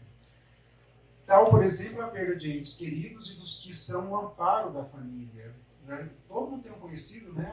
Tem lá o casal, 20 e poucos anos, 2 filhos, o homem vai, acontece um câncer, em 30 dias desencarna. Mas como assim? E acontece. Isso está preso, sim, a uma existência passada. Isso aí é inevitável, né? Inevitável. Tem muitos e muitos casos, né? Muitas circunstâncias. Mães, né? Tem um filho, 2 filhos, deixa o marido com 30 anos e desencarna e retorna para o espiritual. Isso é uma causa realmente voltada para o passado espiritual. Acidentes que nenhuma previsão poderia impedir. Então a pessoa está lá, todo mundo já viu isso, acidente. Dirigindo dentro do limite de velocidade, rodovia dupla, certinho, nada, de repente sai um carro, do outro lado, bate, a pessoa desencarna. Como assim? A pessoa não fez nada. Só uma. Isso está dentro. Tem lá 5 pessoas dentro do carro, uma desencarna. A pessoa não tem nenhuma, vamos prestar atenção, né? Nenhuma previsão poderia impedir. Não é aquela pessoa que tomou bebida alcoólica, em excesso, foi lá e dirigiu e desencarnou com 20 anos de idade. Não está no roteiro divino isso. Vamos entender, separar os acontecimentos. A pessoa que não tomou uma cautela, quando ela estava sóbria, não tomou lá uma bebida alcoólica muito em excesso para pegar um carro, aí não tem como. Aí a pessoa quis realmente se expor a uma situação de perigo. Não adianta, né? Ficar orando, Deus quis, a mãe, claro, nem sofre, né? Mãe, Deus quis assim, às vezes não quis, mas claro, vamos falar isso no curso, não com uma mãe que está sofrendo, né? Não é o momento dela ser consolada, não dela entender a justiça divina. Aqui no curso nós podemos falar bem, mas quando a pessoa tem uma dor, não podemos falar dessa maneira que eu estou falando tão diretamente da justiça divina. Temos que falar, aí vem o lado da benevolência, vamos ver ainda hoje, o lado da pacificação. Os reveses da fortuna, a pessoa não fez nada e acaba perdendo o seu dinheiro, a sua casa, de uma hora para outra, sem uma estrutura, aconteceu alguma coisa. Flagelos naturais, enchentes, estamos tendo muitas enchentes, naquele bairro, lá 10 casas se foram, a gente vê aquelas cenas horrorosas, tem uma explicação divina. E enfermidades de nascença, a pessoa nasce, enfermidades gravíssimas, deformidades, essa linguagem está uma linguagem mais antiga. Nós não usamos mais isso em muitas linguagens, temos que fazer um parêntese. Então essas causas realmente têm uma origem que não está na vida atual. Se a causa não se encontra na vida atual, há de ser anterior a essa vida. Isto é, há de estar em uma experiência precedente. Aí entra a reencarnação. E muitas religiões, muitos cristãos não toleram essa ideia de reencarnação. Simplesmente não toleram. O homem, pois, nem sempre é punido ou punido completamente na sua existência atual, mas não escapa nunca às consequências de suas faltas. Nunca. Né? Ele sempre estará sujeito às suas faltas. Podem ser amenizadas, de acordo, né? Diz, tem aquela frase bonita, né? É importante que quando a lei te alcance, que ela te alcance e você esteja trabalhando em favor do próximo, em favor do bem. Nesse momento que ela vai te alcançar, porque ela vai alcançar. Mas que nós estejamos trabalhando quando isso, porque isso vai amenizando. São circunstâncias atenuantes, por assim dizer. O infortúnio que à primeira vista parece imerecido tem sua razão de ser. E aquele que se encontra em sofrimento pode sempre dizer: perdoa-me, Senhor, porque pequei. Olha que graça. Olha que sinal de maturidade espiritual. Agora nós podemos falar isso: perdoa-me, Pai, porque eu pequei. Não sei exatamente às vezes, nós não sabemos exatamente, mas essa causa, se nós não fizermos nada, é porque ela se prende a uma outra existência. E aceitar isso, falar isso, perdoa-me, Senhor, porque pequei, é um sinal de profunda compreensão da lei justa, da lei de Deus. De profunda, que nos dá uma tranquilidade emocional, uma tranquilidade espiritual muito grande. Isso é um sinal profundo de maturidade, que nós temos que praticar consequentemente para o nosso bem. O homem, pela ação de uma rigorosa justiça distributiva de Deus, sofre o que fez sofrer aos outros. É da lei de Deus. O que nós fizermos de sofrimento para o próximo, nós vamos receber isso também de sofrimento. Até nós aprendermos a nos engajar dentro da ideia dessa justiça de Deus. Um dia uma pessoa me perguntou lá pelas redes sociais: mas como que eu vou saber se eu estou ofendendo ou não a lei divina? A pessoa que se interessa pela doutrina, não é uma pessoa estudiosa, mas ela se interessa pelo Espírito, são uma simpatizante da doutrina do Espírito. Eu falei, mas é justamente o desafio da nossa existência, nós, pelo livre-arbítrio, interpretarmos a lei, os nossos comportamentos. Nós que vamos, é Deus que vai valorar isso. A mãe do André Luiz, ela fala isso sobre os bônus horas, lá lembra do bônus horas, eles têm que trabalhar em média 8 horas, né? E com isso eles têm alguns benefícios, mas não é uma moeda como nós temos aqui no nosso plano. Mas é apenas um ponto de horas para que o tempo seja bem aproveitado. Isso é bônus horas, é o aproveitamento correto do tempo. Mas depois, lá mais do meio para o final do livro, a mãe do André Luiz, que não tem nome na obra, é só a mãe do André Luiz, ela vai dizer algo muito importante, que a valoração do tempo é dado por Deus. Ela vai falar isso. Por Deus. Então a pessoa pode passar 50 anos na colônia, em uma colônia, mas ela pode não ter bom aproveitamento. Mesmo trabalhando 8 horas por dia. Não houve um aproveitamento espiritual. Ou houve, por exemplo, um aproveitou 80%, o outro 100%, o outro 50%. É isso que ela quis dizer, com muita sabedoria. Muitos não entendem a questão do bônus horas, mas é explicado ao longo da obra. A obra do André Luiz é por camada. Então nós vamos lendo, né? Vamos lendo, nossa, livro simples, bonito, simples. Mas ele vai se aprofundando, e vai se aprofundando. Isso primeiro. Aí vai chegando os mensageiros, vai indo, e vai indo, até chegar na Evolução dos Mundos, lá para os finalmente, e vai se complicando, né? Porque é um roteiro realmente muito grande, né? São vários espíritos que são responsáveis por aquela obra do André Luiz. Se foi duro, tem exemplos que Kardec dá para nós. Se foi duro ou desumano, poderá ser, a seu turno, tratado duramente com desumanidade. Se foi orgulhoso, poderá nascer em humilhante condição. Se foi avaro, egoísta, ou se fez mau uso de suas riquezas, poderá ver-se privado do necessário. Se foi mau filho, poderá sofrer pelo procedimento de seus filhos, etc, etc, etc. Uma pessoa boa, aquela mãe boníssima, tem 3 filhos. Nossa, uma pior que a outra. Pelo amor de Deus. Não é? Mas como que pode aquela mãe que tem uma santidade, uma doçura, e os 3 filhos são indisciplinados, alguns criminosos, mas é porque é uma aprovação. Né? Ou é uma aprovação que ela pediu, ou porque ela realmente não foi uma filha em outra, em outra reencarnação. Mas tudo na nossa vida, se não está realmente preso aqui, vinculado ao presente, está vinculado ao nosso passado espiritual. Isso é da lei divina. Cada um de nós vamos interpretando isso. Embora esse não seja o nosso propósito na Terra. Né? Às vezes a pessoa chega no centro espírita e mas por que eu nasci assim? Por que eu estou nessa circunstância? Os porquês, eles se prestam para um raciocínio, para um estudo como nós estamos fazendo. Mas o porquê não traz evolução. É a mudança comportamental. Claro que eu vou saber agora, né, eu tenho, por exemplo, vou ter um pai que tem 2 filhos que estão lá na vida do crime. Por que meus filhos estão assim? Eu sempre os tratei com amor. Mas é uma aprovação, uma expiação. Ele, sabendo disso, ele pode aceitar os filhos, ele pode insistir ali numa paternidade ativa para melhorar os filhos.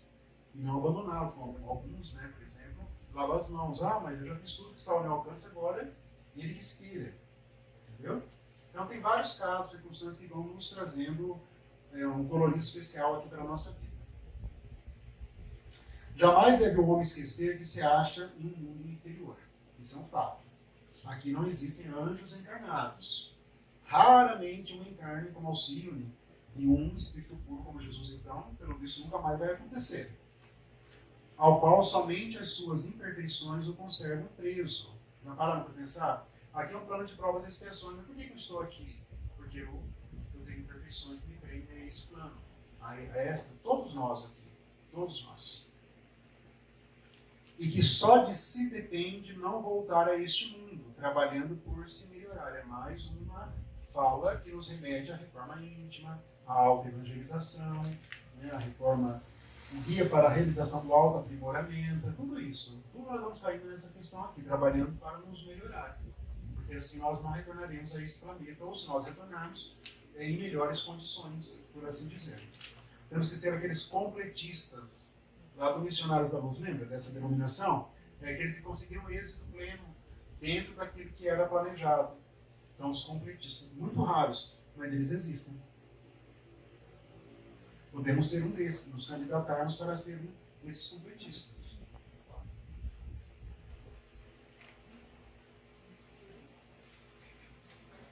As tribulações, portanto, isso é muito importante também. Muitas pessoas têm dificuldade de entender o que é uma expiação e uma prova. Hoje nós vamos entender de uma vez por todas. As tribulações, portanto, os sofrimentos, né, são ao mesmo tempo expiações. Essa palavra com X é muito repetida na codificação, essa palavra. Expiar nós estamos nos acertando com a lei divina, mas dentro de uma ideia de sofrimento. Isso é expiar. Expiar tem um quê de sofrimento, que recebe nelas o merecido castigo e provas com relação ao futuro que elas preparam. Então, o fato pode ser uma expiação, quando eu estou em grau de sofrimento, mas ao mesmo tempo, quando eu entendo que isso é uma expiação, que eu estudo a doutrina, estamos estudando, é uma prova para que eu me torne uma pessoa melhor para o futuro. Ela se prende ao passado, no sentido do sofrimento, mas ela me projeta ao futuro no sentido de aprendizado. Isso é uma expiação e provação. Rendamos graça a Deus que em sua bondade faculta o homem reparar seus erros e não o condena irrevogavelmente por uma primeira falta. Porque Deus é bondade, pura bondade. Mas, um outro fato importante. Não há crer, no entanto, que todo sofrimento suportado neste mundo denote a existência de uma determinada falta. Nem todo sofrimento decorre de uma violação à lei divina. Muitas vezes são simples provas buscadas pelo Espírito para concluir a sua depuração e ativar o seu progresso. Então a prova propriamente dita não se prende ao passado criminoso, se prende a um candidato no plano espiritual. Eu agora quero ser um bom pai, então eu vou recolher 4 espíritos que estão em conflito com a lei, para ver se eu vou ser realmente um bom pai. O meu vínculo com esses espíritos não é um vínculo de sofrimento, mas estou me candidatando a orientar esses espíritos e assim conseguir valores, conseguir mais meritocracia no plano espiritual. E isso é uma provação, isso é uma prova, isso não é uma expiação. Assim, a expiação serve sempre de prova para o futuro, mas nem sempre a prova é uma expiação. Mas como saber isso, Marcelo? Não temos como saber exatamente. Vamos saber isso no plano espiritual.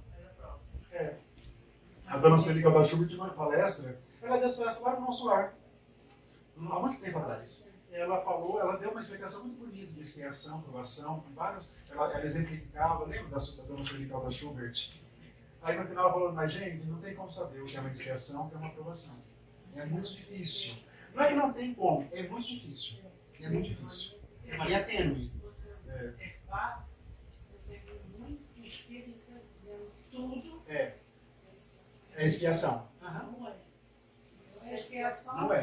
Então são vários fatos. Hoje nós vimos que pode ser do nosso mau comportamento atual, pode ser do passado. Do passado tem duas origens: por expiação, quando nós violamos a lei, e por prova que nós pedimos para ativar o nosso progresso. Eu acho tão interessante essa frase, ativar o nosso progresso. Pode se acelerar, não? Pode, temos que acelerar. O Evangelho é um aceleramento do nosso progresso. Se Jesus não tivesse vindo, por exemplo, Jesus veio acelerar o nosso progresso.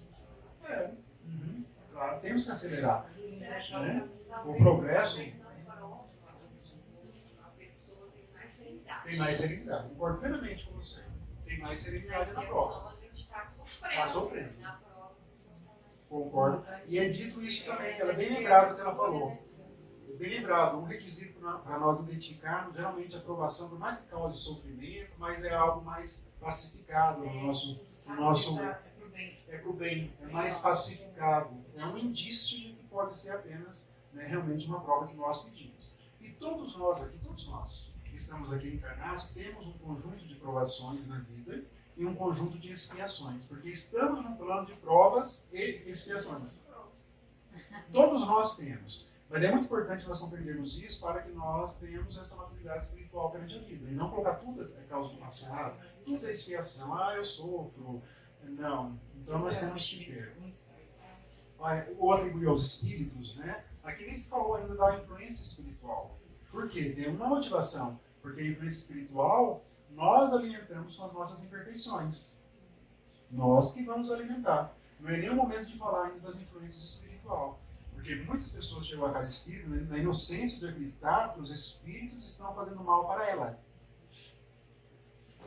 Quando, na verdade, é ela que está admitindo por uma sintonia. Aí sim pode ter um vínculo passado. Pode ter entre o encarnado, ou o chamado obsessor, e entre o desencarnado e o encarnado. Pode ter um vínculo, mas quem vai alimentar esse vínculo é quem está aqui encarnado.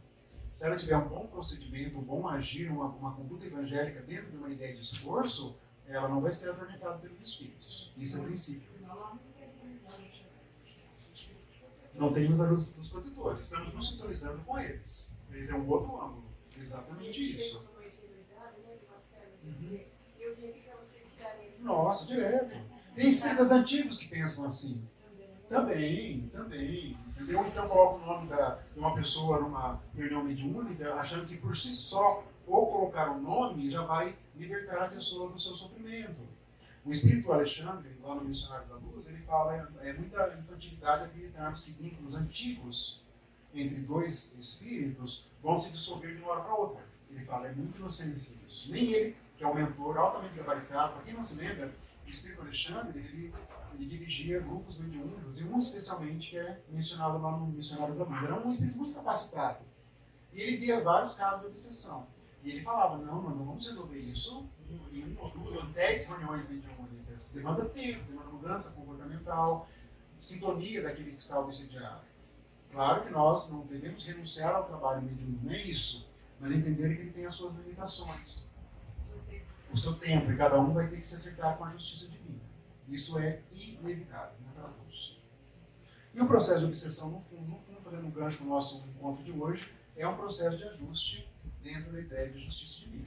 Ninguém sofre, mesmo assédio espiritual, sem que deva algo para a justiça divina. E Deus é tão perfeito que permite que a vítima e o algoz se reúnem para que ele estabeleçam laços de amor. Olha como a perfeição da lei divina. A questão do esquecimento do passado. Kardec tinha essa preocupação, mas já que eu estou sofrendo, então pode ser que eu esteja em um processo de expiação, pode ser que eu esteja em uma aprovação, mas como que eu vou aproveitar se eu não tenho conhecimento do passado? Será que o passado é tão importante para nós aproveitarmos? Vamos ver o que ele disse a respeito. Em vão se objeta que o esquecimento o esquecimento enquanto encarnado, porque quando nós retornarmos ao plano espiritual, nós teremos a lembrança, pelo menos aos poucos, de algumas outras vivências. Aos poucos, aos poucos. Constitui obstáculo a que se possa aproveitar da experiência de vidas anteriores. Tem lógica esse pensamento, mas como que eu vou estar aproveitando de algo que eu não tenho lembrança? Tem uma lógica, mas não é assim que funciona a lei de Deus. Para nos melhorarmos, outorgou-nos Deus, que nos deu, né, precisamente de que necessitamos. E nos basta a voz da consciência e as tendências instintivas. Então, a voz da consciência é a que nos impele mesmo para algo melhor. E essa voz da consciência, ela muitas vezes ela vai ser alimentada por espíritos superiores, quando nós estamos sintonizados. Durante os nossos sonhos, nós somos conduzidos para lembrarmos, né, das nossas necessidades evolutivas, dos nossos porquês. Às vezes nós estamos passando por um sofrimento. Peçamos em prece, Pai, ilumina minha mente, meu espírito, para que eu possa compreender. Nós somos conduzidos, desde que nós nos sintonizemos, a regiões com as quais nós temos vínculos espirituais, e lá nós estamos lembrados, olha, você está nessa circunstância porque você fez tal e tal coisa.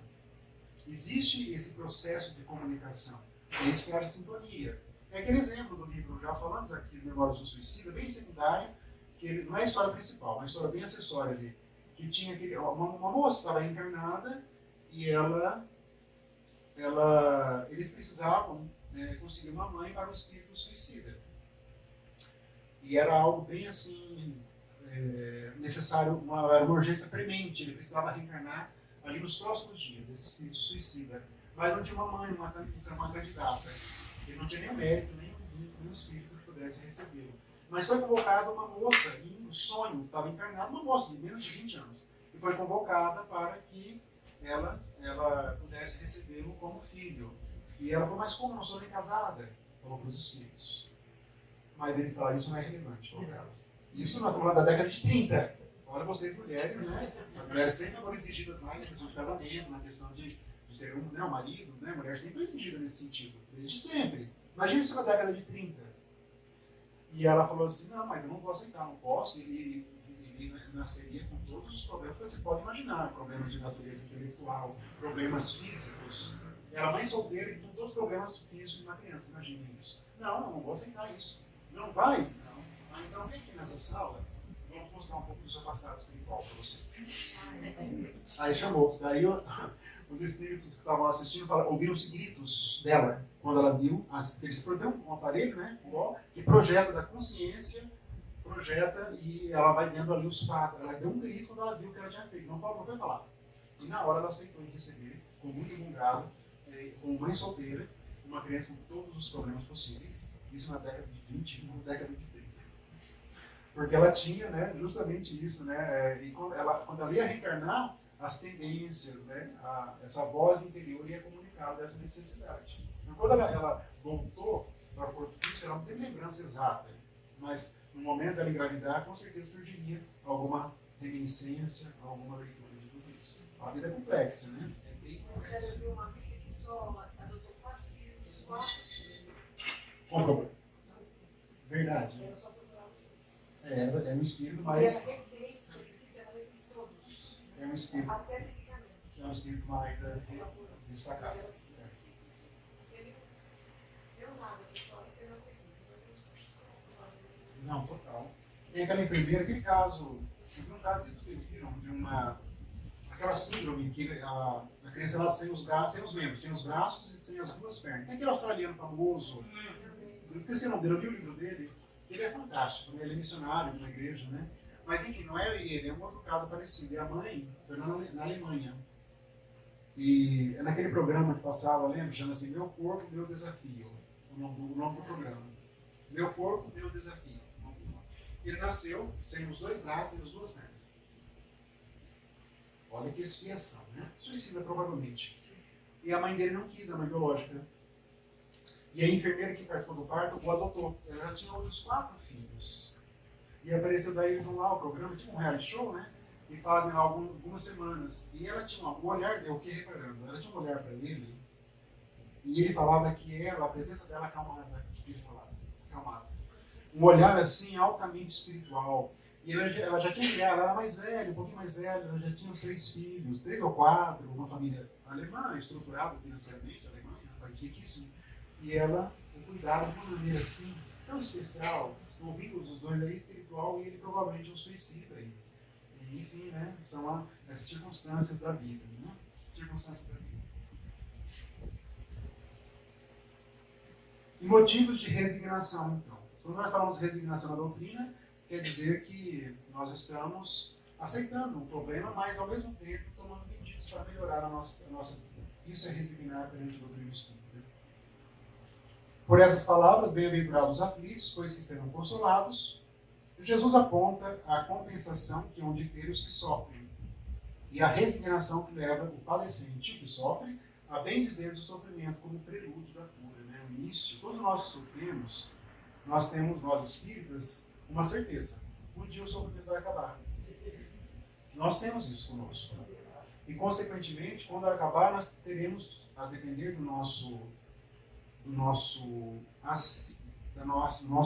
aceitar, um progresso espiritual significativo nas nossas vidas. Isso é muito importante. Também podem essas palavras ser traduzidas assim: deveis considerar-vos felizes por sofreres, bem-aventurados, visto que as dores deste mundo são o pagamento da dívida que as vossas passadas faltas vos fizeram contra ele. Suportados pacientemente na terra, essas dores vos poupam séculos de sofrimento na vida futura. Deveis, pois, sentir-vos felizes por reduzir Deus as vossas dívidas, permitindo que as saldeis agora, o que vos garantirá a tranquilidade no porvir no futuro. Então é isso. É um médium que nasceu com faculdades exuberantes, se ele colocar essas faculdades a serviço do próximo desencarnado, ele vai conseguir ali altos valores espirituais, resgates interessantes perante a lei divina. Mas depende do livre-arbítrio dele, né? O homem pode suavizar ou aumentar o amargor de suas provas, conforme o modo por que encara a vida terrestre. Ora, aquele que encara pelo prisma da vida espiritual apanha, num golpe de vista, a vida corpórea. Então, nós podemos aumentar ou piorar de acordo com o nosso comportamento mental. Quando nós aceitamos uma prova, nós nos dispomos a ter uma força espiritual para suportar, para conseguir, para que a vida realmente é um desafio, a vida ela continua. Eu nem uso mais a palavra sofrimento, não sei estudos assim. Mas quando a pessoa fala de alguma coisa para mim, de ideia de sofrimento, eu uso a palavra desafio. Eu falo, olha, você está num desafio, eu uso essa palavra, eu não uso mais palavras negativas. Não, você está num desafio, você tem que entender que isso é necessário por enquanto, mas sua postura pode modificar. Eu vou explicando mais ou menos isso, né? De acordo com o que a pessoa pode aprender. Né? Às vezes a pessoa não é espírita, as pessoas acham que nós espíritas temos a mágica da cura imediata em todos os problemas da vida. Né? Nós não temos isso. A certeza de um próximo futuro mais ditoso o sustenta e anima, e longe de se queixar, agradece ao céu as dores que o fazem avançar. Obrigado, meu Pai, pelo que eu sou, porque eu sei que eu estou avançando dentro da ideia de lei de Deus. Contrariamente, para aquele que apenas vê a vida corpórea, interminável lhe parece esta, e a dor o oprime com todo o seu peso. E ele que não está numa ideia de esforço, a dor vai realmente ali aprisioná-lo. E pode conduzi-lo até a processos ainda mais dolorosos, em alguns casos até a própria desencarnação da pessoa. E ela não vai ter nenhum aproveitamento aqui da atual vida. Sobre o suicídio e a loucura, trabalhada ainda dentro da ideia dos bem-aventurados aflitos, a calma e a resignação, auridas da maneira de considerar a vida terrestre e da confiança no futuro, dão ao espírito uma serenidade, que é o melhor preservativo contra a loucura e o suicídio. A doutrina bem vivida, ela realmente vai nos preservar da loucura e do suicídio. Isso é muito, muito patente, né? A maioria dos casos de loucura e de suicídio se deve à comoção produzida pelas vicissitudes. O que é comoção nesse sentido? Há um sofrimento intenso. A pessoa já está sofrendo, ela passa por um sofrimento mais intenso. O suicídio é um caso. A pessoa, né, o próprio Tabino Castelo Branco, ele se viu ali cego, ele perdeu a visão dele. Ele achou que aquilo era um motivo de maior sofrimento na vida. Ele cometeu suicídio por causa disso. Não aceitou a prova. A prova, né, a expiação que era, né, a cegueira ali. Ele não aceitou isso naquele momento, acabou tirando a vida dele. A maioria dos casos de loucura e suicídio se deve à comoção, então, que o homem não tem a coragem de suportar. Então, às vezes, a pessoa está num sofrimento tão intenso, tão grande, e isso pode conduzir ao suicídio, se ela não consegue trabalhar isso dentro dela. Isso é muito, muito interessante. O Espiritismo ainda produz outro resultado, igualmente positivo e talvez mais decisivo. Apresenta-nos os próprios suicidas, e infelizes em geral, a informar-nos da situação desgraçada em que se encontram e a prova que ninguém viola impunemente a lei de Deus. O Espiritismo nos mostra, nas reuniões mediúnicas que nós temos, ou nos livros que nós temos, o resultado de um suicídio ou de um ato infeliz. Eles vêm nos comunicar, vêm nos avisar de que realmente isso pode nos conduzir a um roteiro difícil na nossa vida. O capítulo 6, então, o Cristo Consolador. Kardec interrompe um pouco essa questão dos aflitos e nos traz um Cristo Consolador para todos que sofremos aqui. O jugo leve, outro ensinamento. Aí disse Jesus: vinde a mim todos vós que estáis aflitos e sobrecarregados, e eu vos aliviarei. Tomai sobre vós o meu jugo e aprendei comigo, que sou brando e humilde de coração, e achareis repouso para as vossas almas, pois é suave o meu jugo e leve o meu fardo. É uma realmente ao lado consolador de Jesus de toda a doutrina. Jugo, verdadeiro, né, certinho da denominação antiga, é um aparelho que eles colocavam nos bovinos, que prendiam os dois. Já viram isso? É como se fosse um impedimento. Por isso que o jugo é algo que provoca um sofrimento. Então Jesus usa num sentido simbólico essa palavra, né? Jugo no sentido da lei, da própria lei divina. E outra coisa, um detalhe, né? Jesus ele diz que vai aliviar a dor, mas em nenhum momento ele diz que vai afastar a dor. Em nenhum momento. Olha a sutileza de Jesus, porque isso cabe a nós junto com a lei divina. Né? Eu vejo muitos evangélicos dando seus depoimentos, né? Eles querem que a dor seja afastada por Jesus, por Deus. Em nenhum momento Jesus disse isso no seu roteiro de evangelho. Ele vai nos aliviar, nos demonstrar o roteiro, nos dizer os caminhos, mas em nenhum momento, nem Deus, nem Jesus vai, né, nos afastar daquele caminho que é necessário que nós trilhemos. A tendência é. Quando eu coloco uma mensagem que é de consolo, tem muito mais curtidas quando eu coloco uma mensagem que é da justiça divina ou convocando para uma responsabilidade. Mas as que são mais curtidas são as que levam consolo para a pessoa. Não que a chama para a responsabilidade. Isso a pessoa não gosta. Não gosta. É do ser humano. Eu reparo isso. É do ser humano. Todos os sofrimentos, misérias, decepções, dores físicas, perda de seres amados, encontram consolação e a fé no futuro, em a confiança na justiça de Deus que o Cristo veio ensinar aos homens. Então, o paradigma espírita é profundamente diferente das outras religiões cristãs, profundamente. As outras querem que o mal desapareça, como um toque de mágica, eu vou doar o dízimo, vai desaparecer, eu vou para outra denominação religiosa para acabar com o meu sofrimento. O Espiritismo em nenhum momento garante isso. Garante uma compreensão, um consolo, um entendimento da vida, isso que o Espiritismo garante, mas não uma dissolução do problema. Por exemplo.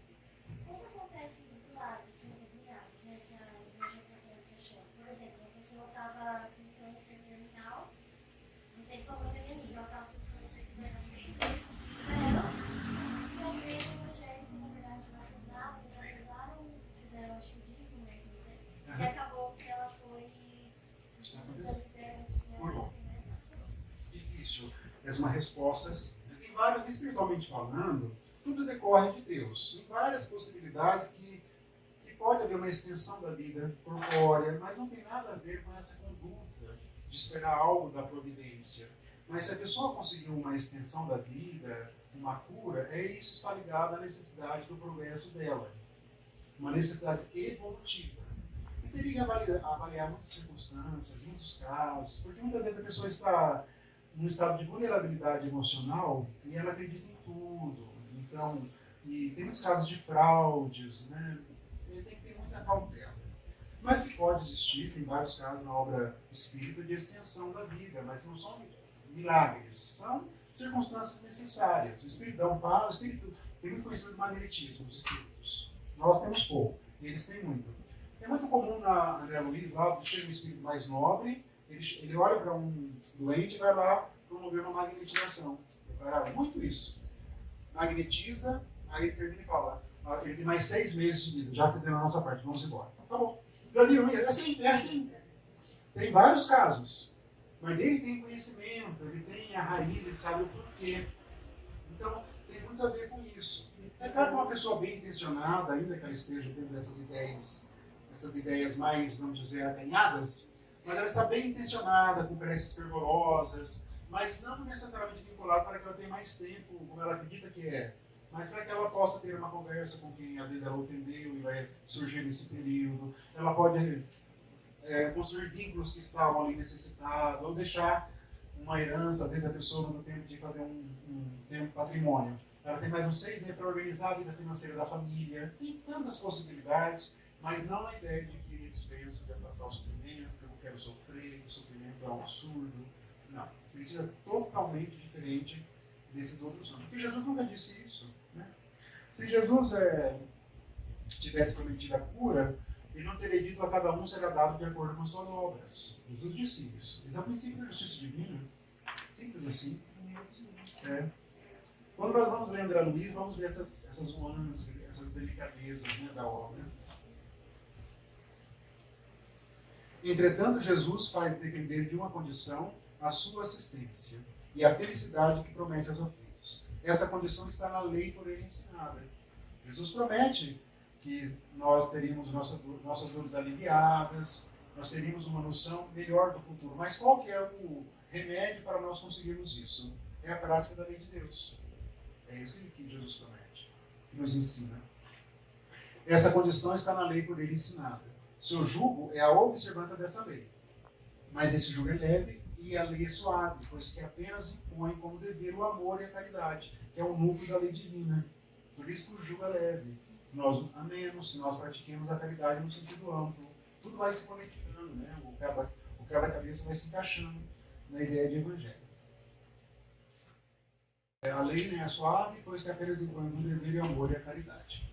O Espiritismo veio na época predita cumprir a promessa do Cristo. Preside ao seu advento o Espírito de verdade. Ele chama os homens à observância da lei e ensina todas as coisas fazendo compreender o que Jesus só disse por parábolas. O Espiritismo vem abrir os olhos e os ouvidos, porquanto fala sem figuras, nem alegorias, levanta o véu intencionalmente lançado sobre certos mistérios. Vem finalmente trazer a consolação suprema aos deserdados da terra e a todos os que sofrem, atribuindo causa justa e fim útil a todas as dores. Olha essa fala de Kardec. Então essa é a missão da doutrina espírita, é nos consolar, nos instruir, é nos trazer uma compreensão mais aprofundada da vida humana. O Espiritismo faz isso com muita maestria.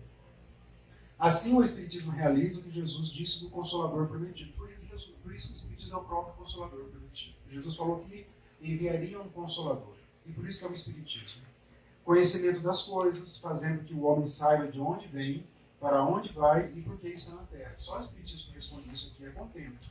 Nenhuma outra religião ou outro conhecimento responde isso. De onde nós viemos, né, de outros planos, de outras regiões espirituais, por que estamos na Terra para aprendermos, ou para esfriarmos, ou para aprendermos novos conhecimentos. E para onde iremos? Para outras regiões, conforme o nosso desempenho.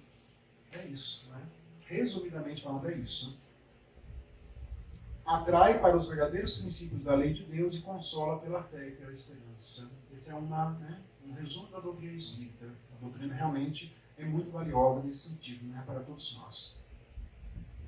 E no final desse capítulo do Cristo Consolador, tem 4 mensagens muito significativas. E as 4 são assinadas pelo Espírito de verdade. As 4 mensagens.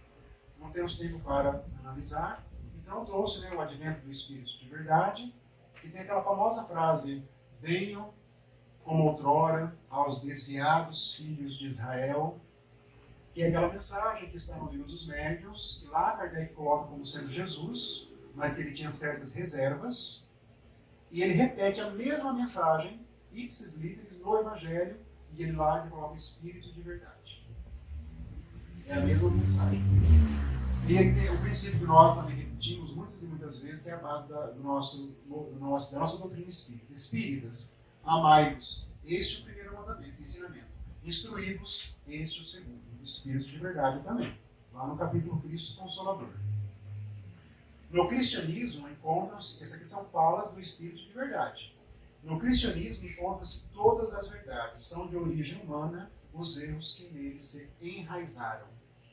Então, realmente, o conhecimento superior que nós temos está no cristianismo, propriamente dito, né? Não nas religiões que se formaram a partir do cristianismo. Está no cristianismo, enquanto doutrina filosófica que o Cristo nos ensinou a todos. Agora o capítulo 7. Bem-aventurados os pobres de espírito. Quem é um pobre de espírito na linguagem evangélica? Vamos entender isso. Aqui Kardec vai trazer algumas considerações. Eu não vou passar os slides, porque se eu passar, estou com medo de travar de novo. Considerações sobre o orgulho e a humildade. A humildade vai ser a base das virtudes.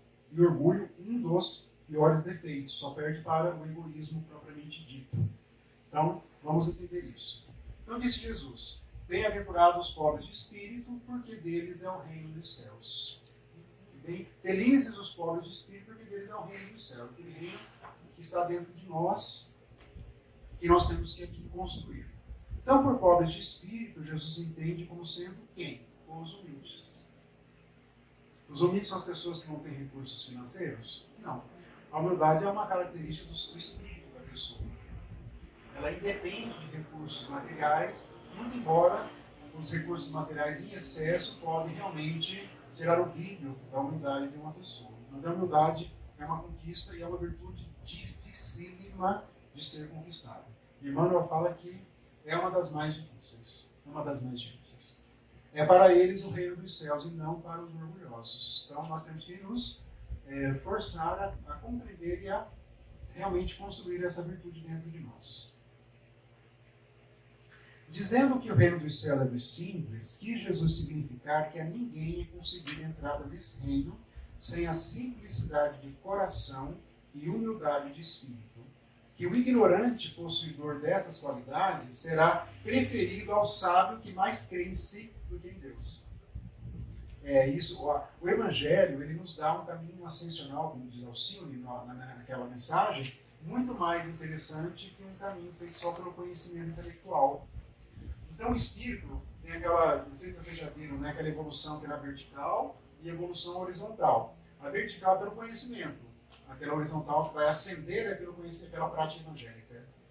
Então a pessoa pode ser ignorante, uma pessoa que não tem nem, ela não é nem alfabetizada, mas se ela tiver um brilho em termos de humildade, ela estará muito mais à frente daquele que é muito, muito gabaritado em termos intelectuais, mas não tem o brilho da humildade. No plano espiritual, essa pessoa estará melhor colocada. Agora, se essa pessoa conjugar as duas coisas, um grande intelecto e uma grande evolução evangélica, ela vai fazer ali um salto na evolução dela. Um salto na evolução. Jesus, em muitas oportunidades, não cessa de apresentar a humildade como condição essencial da felicidade prometida aos eleitos do Senhor. Jesus, em todo o seu apostolado, ele vai lembrando da necessidade da humildade. Ele tinha aqueles embates com os fariseus, que eram os sacerdotes mais renomados, e sempre ele colocava os fariseus como sendo ali o pior exemplo de comportamento. E eram religiosos, eram sacerdotes, sempre. Até nas parábolas, que são histórias fictícias, os fariseus, os sacerdotes eram colocados como sendo de segunda categoria. Né? O Espiritismo sanciona, pelo exemplo, a teoria, mostrando-nos na posição de grandes no mundo dos espíritos os que eram pequenos na terra. E bem pequenos, muitas vezes, os que na terra eram os maiores e os mais poderosos. É aquela primeira mensagem que é assinada por uma rainha de França, que ela chega e fala: eu vi aqui várias pessoas que eu achava que não eram nada, que eram insignificantes, e eu, que era rainha, cheguei numa posição precária no plano espiritual. Ela diz isso. Ela teve o título de rainha e não teve nenhum aproveitamento. Ela mesma fala, eu não tive nenhum aproveitamento, nas minhas palavras, quando eu estava como rainha da França. E estava num cargo mais poderoso, poderia ter feito bem, né, ter feito várias coisas, mas não. Simplesmente achou que estava além da lei de Deus. Né?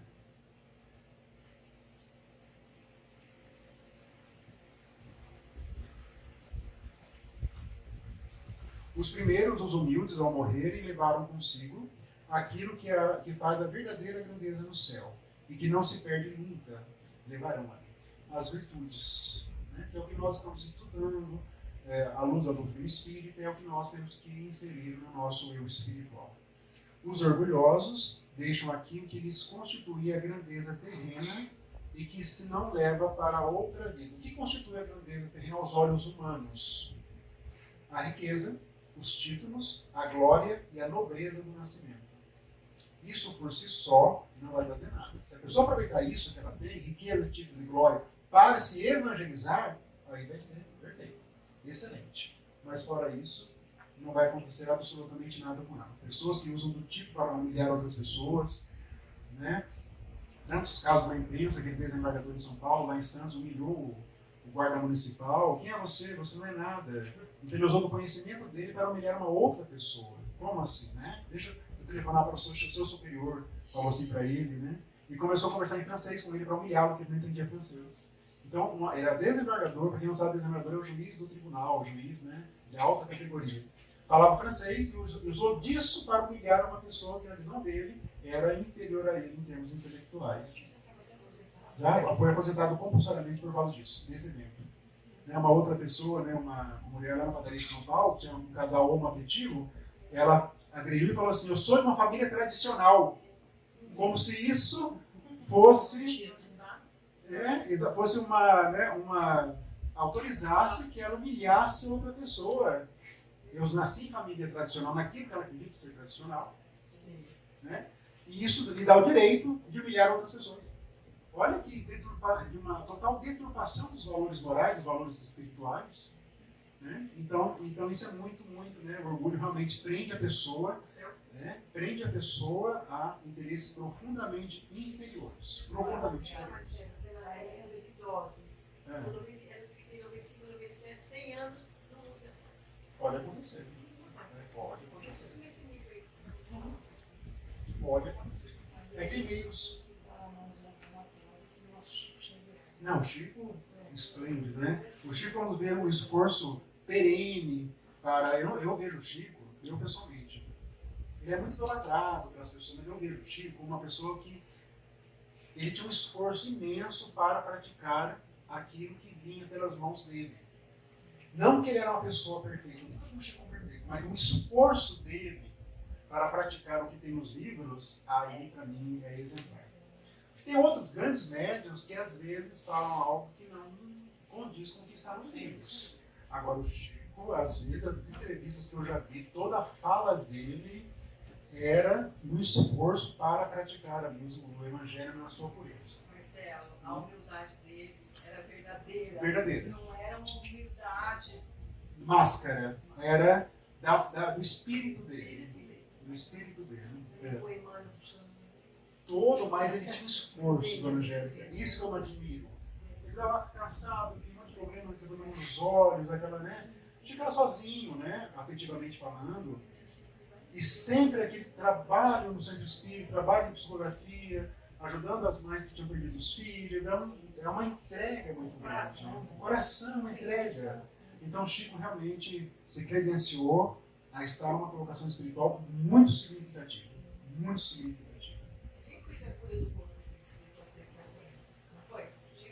Não quis, não, ele falou que estava dentro da justiça divina. Sim, da justiça divina. Uhum. O orgulho é apresentado como um impedimento de acesso a regiões superiores, tanto por Jesus quanto pela doutrina espírita. Alguns incrédulos, aqueles que não acreditam, se admiram de que os espíritos, em âmbito da doutrina espírita, tão poucos esforços façam para os convencer. Tem pessoa que tem essa vaidade, o espírito tinha que me convencer.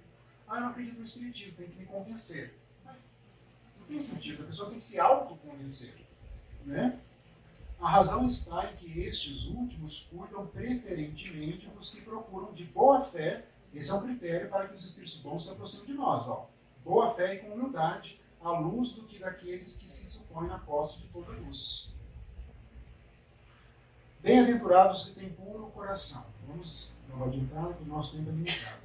São todas virtudes que vão se conectando uma com a outra. Humildade, conhecimento, benevolência. Então, bem-aventurados que têm puro coração, porquanto verão a Deus. Olha que frase mais significativa. No livro dos Espíritos diz que somente os espíritos puros veem a Deus. Está lá. Nós não. Então, né, a pureza de coração é um traço que vai nos conduzir a ver a Deus. Nós sentimos Deus, mas vê Deus só os espíritos puros. Isso está no livro dos Espíritos. A pureza do coração é inseparável da simplicidade e da humildade. Exclui toda ideia de egoísmo e de orgulho.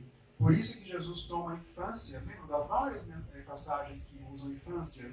Jesus usa várias vezes a criança como símbolo de pureza. Então Jesus toma a infância como emblema dessa pureza, do mesmo modo que tomou como da humildade. A criança é apresentada assim. Então Jesus apresenta a criança como tipo, diz Kardec, da verdadeira pureza, porquanto, não havendo podido ainda manifestar nenhuma tendência perversa, nos apresenta a imagem da inocência e da candura. A criança é isso, um bebê, nós temos uma tendência de pegar a criança, ela nos deixa felizes. A criança, eu não sei como me expressar, mas ela nos acalma de uma certa maneira. A criança tem isso, tem uma candura. Né? O Chico tinha essa candura com ele também, né? Essa inocência muito, muito presente. A questão agora é pensamento por adultério. Então, primeiramente, Jesus usa a palavra adultério para designar o mal, o pecado. E não só adultério no sentido de que um homem e uma mulher traem um ao outro. Não é nesse sentido. É no sentido do mal. Todo e qualquer pensamento mal. A verdadeira pureza não está somente nos atos. Olha isso aqui. Está também no pensamento. Porquanto aquele... Ixi, agora... Estava feliz só com os atos, né? Nós espíritas vamos nos eximir, né? Mas não é. É o pensamento, né? Porquanto aquele que tem puro coração nem sequer pensa no mal, nem pensa no mal. Então, não falar o mal e não praticar o mal já é um avanço. Não vamos também nos diminuir. Mas nós temos, nós espíritos, que avançar para a questão do mal, do mental mesmo, né? Da parte espiritual propriamente dita. Então, sofrem-se as consequências de um pensamento mau, embora nenhum efeito produza. Todos nós sofremos. Naquele que nem sequer concebe a ideia do mal, já há progresso realizado. Naquele que essa ideia acode, que vem, mas que a repele, há progresso em vias de realizar. Acho que a grande maioria de nós nos encontramos nessa segunda aqui. Vem algum pensamento, mas nós estamos repelindo. Estamos na luta. Tentamos, pelo menos. Naquele, finalmente, que pensa no mal, e nesse pensamento se compraz, o mal ainda existe na plenitude da sua força. Quando a pessoa deseja mal para alguém, aquela pessoa fez isso comigo, ela que se prejudique, né? A pessoa quer algo mal contra a outra pessoa. Isso é inferioridade. Deus, que é justo, leva em conta todas essas gradações na responsabilidade dos atos e dos pensamentos do homem. A questão das mãos lavadas, né? Mãos não lavadas. Jesus era muito questionado quanto a isso de não lavar as mãos. Os fariseus falam, mas os seus apóstolos não lavaram as mãos. Tinha um costume, olha o que Kardec fala. Quanto aos costumes judaicos da época, diz Kardec que a substância espiritual, muito simples, acabaram por desaparecer debaixo da complicação da forma. Era muito ritual, até hoje no povo judeu, muito ritual. Roupas diferentes, né? Naquele muro das lamentações, não pode ir lá, se não colocar só homem que pode, começar por isso, né? Só homem que pode ir lá no muro das lamentações, numa parte pelo menos, lá principal, a mulher não pode. E aí do homem tem que colocar o kippah, tem que colocar um outro chale. Eu fui lá, eu fui ao muro das lamentações, mas eu não fiz esse ritual. Eu não me identifiquei com isso. Fiquei só olhando de longe lá. E colocar o kippah, colocar aquilo, é tudo ritual, colocar a mão lá no muro das lamentações. É muito ritual. Isso faz com que se afaste da pureza espiritual. Né? Então, e Jesus criticou isso muito neles, naquele povo judeu daquela época. Era-lhes muito mais fácil praticar atos exteriores do que se reformar moralmente, como é hoje nas grandes religiões cristãs. É muito mais fácil rituais do que a reforma moral. Essa é muito mais complexa, muito mais difícil. Então verificou-se o mesmo com a doutrina moral do Cristo, que acabou por ser atirada para segundo plano, de onde resulta que muitos cristãos, olha que fala de Kardec, a exemplo dos antigos judeus, consideram mais garantida a salvação por meio das práticas exteriores do que pelas da moral. O ensino moral de Jesus foi colocado em segundo plano e ele foi resgatado pela doutrina espírita. Não basta se tenham as aparências da pureza. Acima de tudo, é preciso ter a do coração. Temos muitos sacerdotes de outras religiões com as suas vestimentas, né, brancas, enormes, parecendo uma pureza. Isso é um símbolo de poder. Isso não tem nada a ver com pureza evangélica propriamente dita. Num curso eu posso falar abertamente, não falar isso numa palestra, mas num curso é isso. Também, né? Tem um monte de sacerdotes com aquela, né, tudo branco assim, né, como se fosse uma pureza. Isso por si só não é. Claro que algum ali pode ter, estar no trabalho de esforço próprio, mas isso é individual. A pureza está no coração. Jesus combateu muito isso quando esteve conosco. E aquele princípio de Jesus, se a vossa mão é motivo de escândalo, cortai-a. É uma figura muito forte que Jesus usa. Então, no sentido evangélico, a acepção da palavra escândalo não é somente o que afeta a consciência de outrem.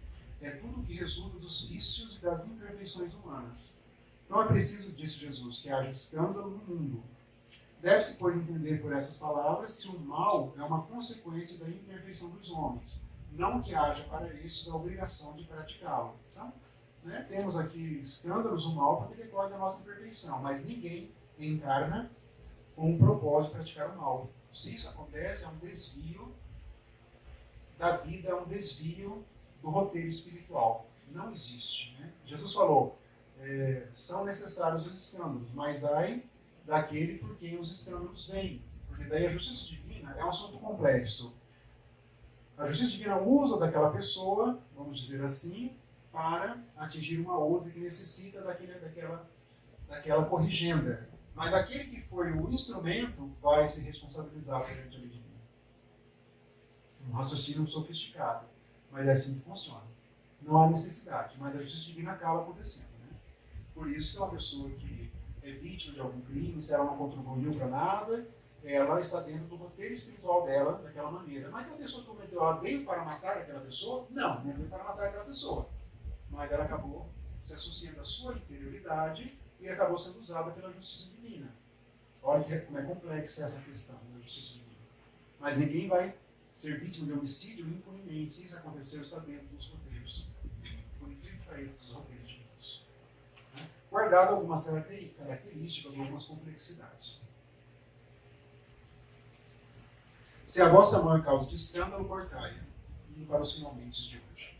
Figura enérgica como sentido alegórico e profundo, que significa que cada um deve destruir em si toda causa de escândalo, isto é, do mal, arrancar do coração todo sentimento impuro e toda tendência viciosa.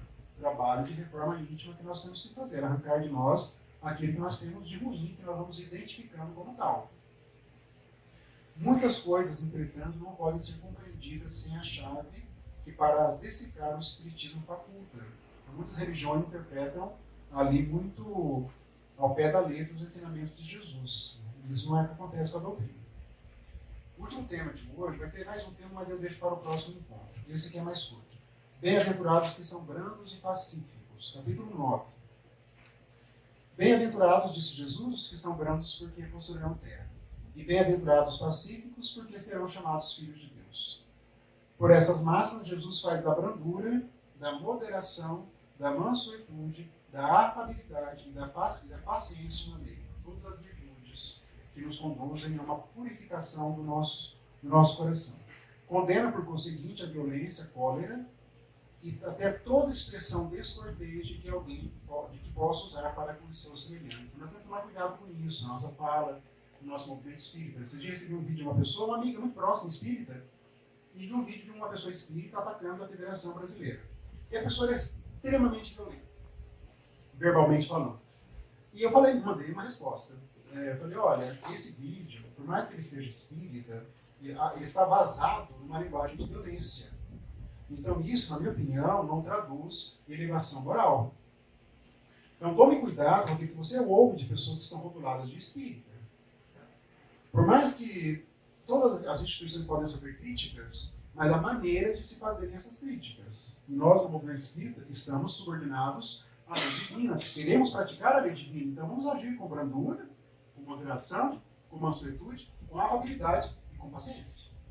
Em todas as nossas relações, aqui é para usar no nosso cotidiano, em casa, no trabalho, no movimento espírita, na conversa com um amigo, no cônjuge, em todo lugar. Essa é a tendência, esse é o objetivo do Evangelho. Então veio um espírita atacando violentamente, como assim? Eu fiquei assim, escandalizado. Então essa pessoa está muito distante dos princípios, né? Da vivência. Ela tem o conhecimento, isso é para mim, isso é fato. Mas está muito distante da vivência evangélica dentro de uma ideia de esforço. Ninguém vai fazer isso de uma hora para outra 100%. Né? São virtudes muito complexas, mas estamos dentro de uma ideia de esforço. Toda palavra ofensiva exprime um sentimento contrário à lei do amor e da caridade, e deve presidir as relações entre os homens e manter entre eles a concórdia e a união. Toda palavra ofensiva tem o ódio e a animosidade. Enfim, e depois da humildade para com Deus, a caridade para com o próximo é a lei primeira de todo cristão. Então nós temos, né, nos debates políticos que tomaram conta do Brasil de uma maneira animalesca, nós espíritos temos que ter essas virtudes. Podemos votar em qualquer pessoa, mas vamos ter essas virtudes. E não nos envolver com os embates políticos e ofender as pessoas nas redes sociais que pensam contrariamente a mim. Não dá. Nós espíritos não podemos nos envolver com essas ideias inferiores na humanidade. E o último slide de hoje são os temas finais, porque quando eu faço os slides, amador, porque é tanto assunto, que eu tenho que pegar só o que é essencial. Aí tem os temas que eu só trago, né, para poder ter, nós temos uma curiosidade. A afabilidade e a doçura, o tema de cada mensagem dos Espíritos. A paciência, a obediência e a cólera. E esse aqui, né, para finalizar hoje. O corpo não dá cólera àquele que não a tem. Do mesmo modo que não dá aos outros vícios. Todas as virtudes e todos os vícios são inerentes ao espírito. Existe uma corrente da medicina que fala que os vícios são do corpo humano. Mas não, na verdade são do espírito, né? Aquele que queira corrigir-se sempre o pode, sempre há, né? Então a pessoa que fala às vezes, ela se justifica, eu tenho uma personalidade forte. Ela fala para ofender as pessoas, ela usa isso como sendo um símbolo que lhe dá o direito de ofender as pessoas, porque ela é assim, ela é grosseira, mas isso não é um caminho realmente que nós temos que trilhar.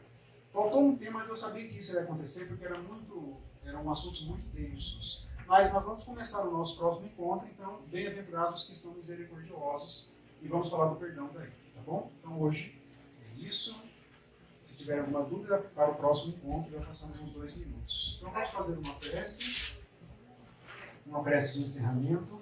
Então vamos de novo elevar os nossos pensamentos a Deus, agradecer, Pai, por esse aprendizado da noite, que possamos sempre aprofundar esse conhecimento, que possamos construir esse reino de Deus dentro de nós.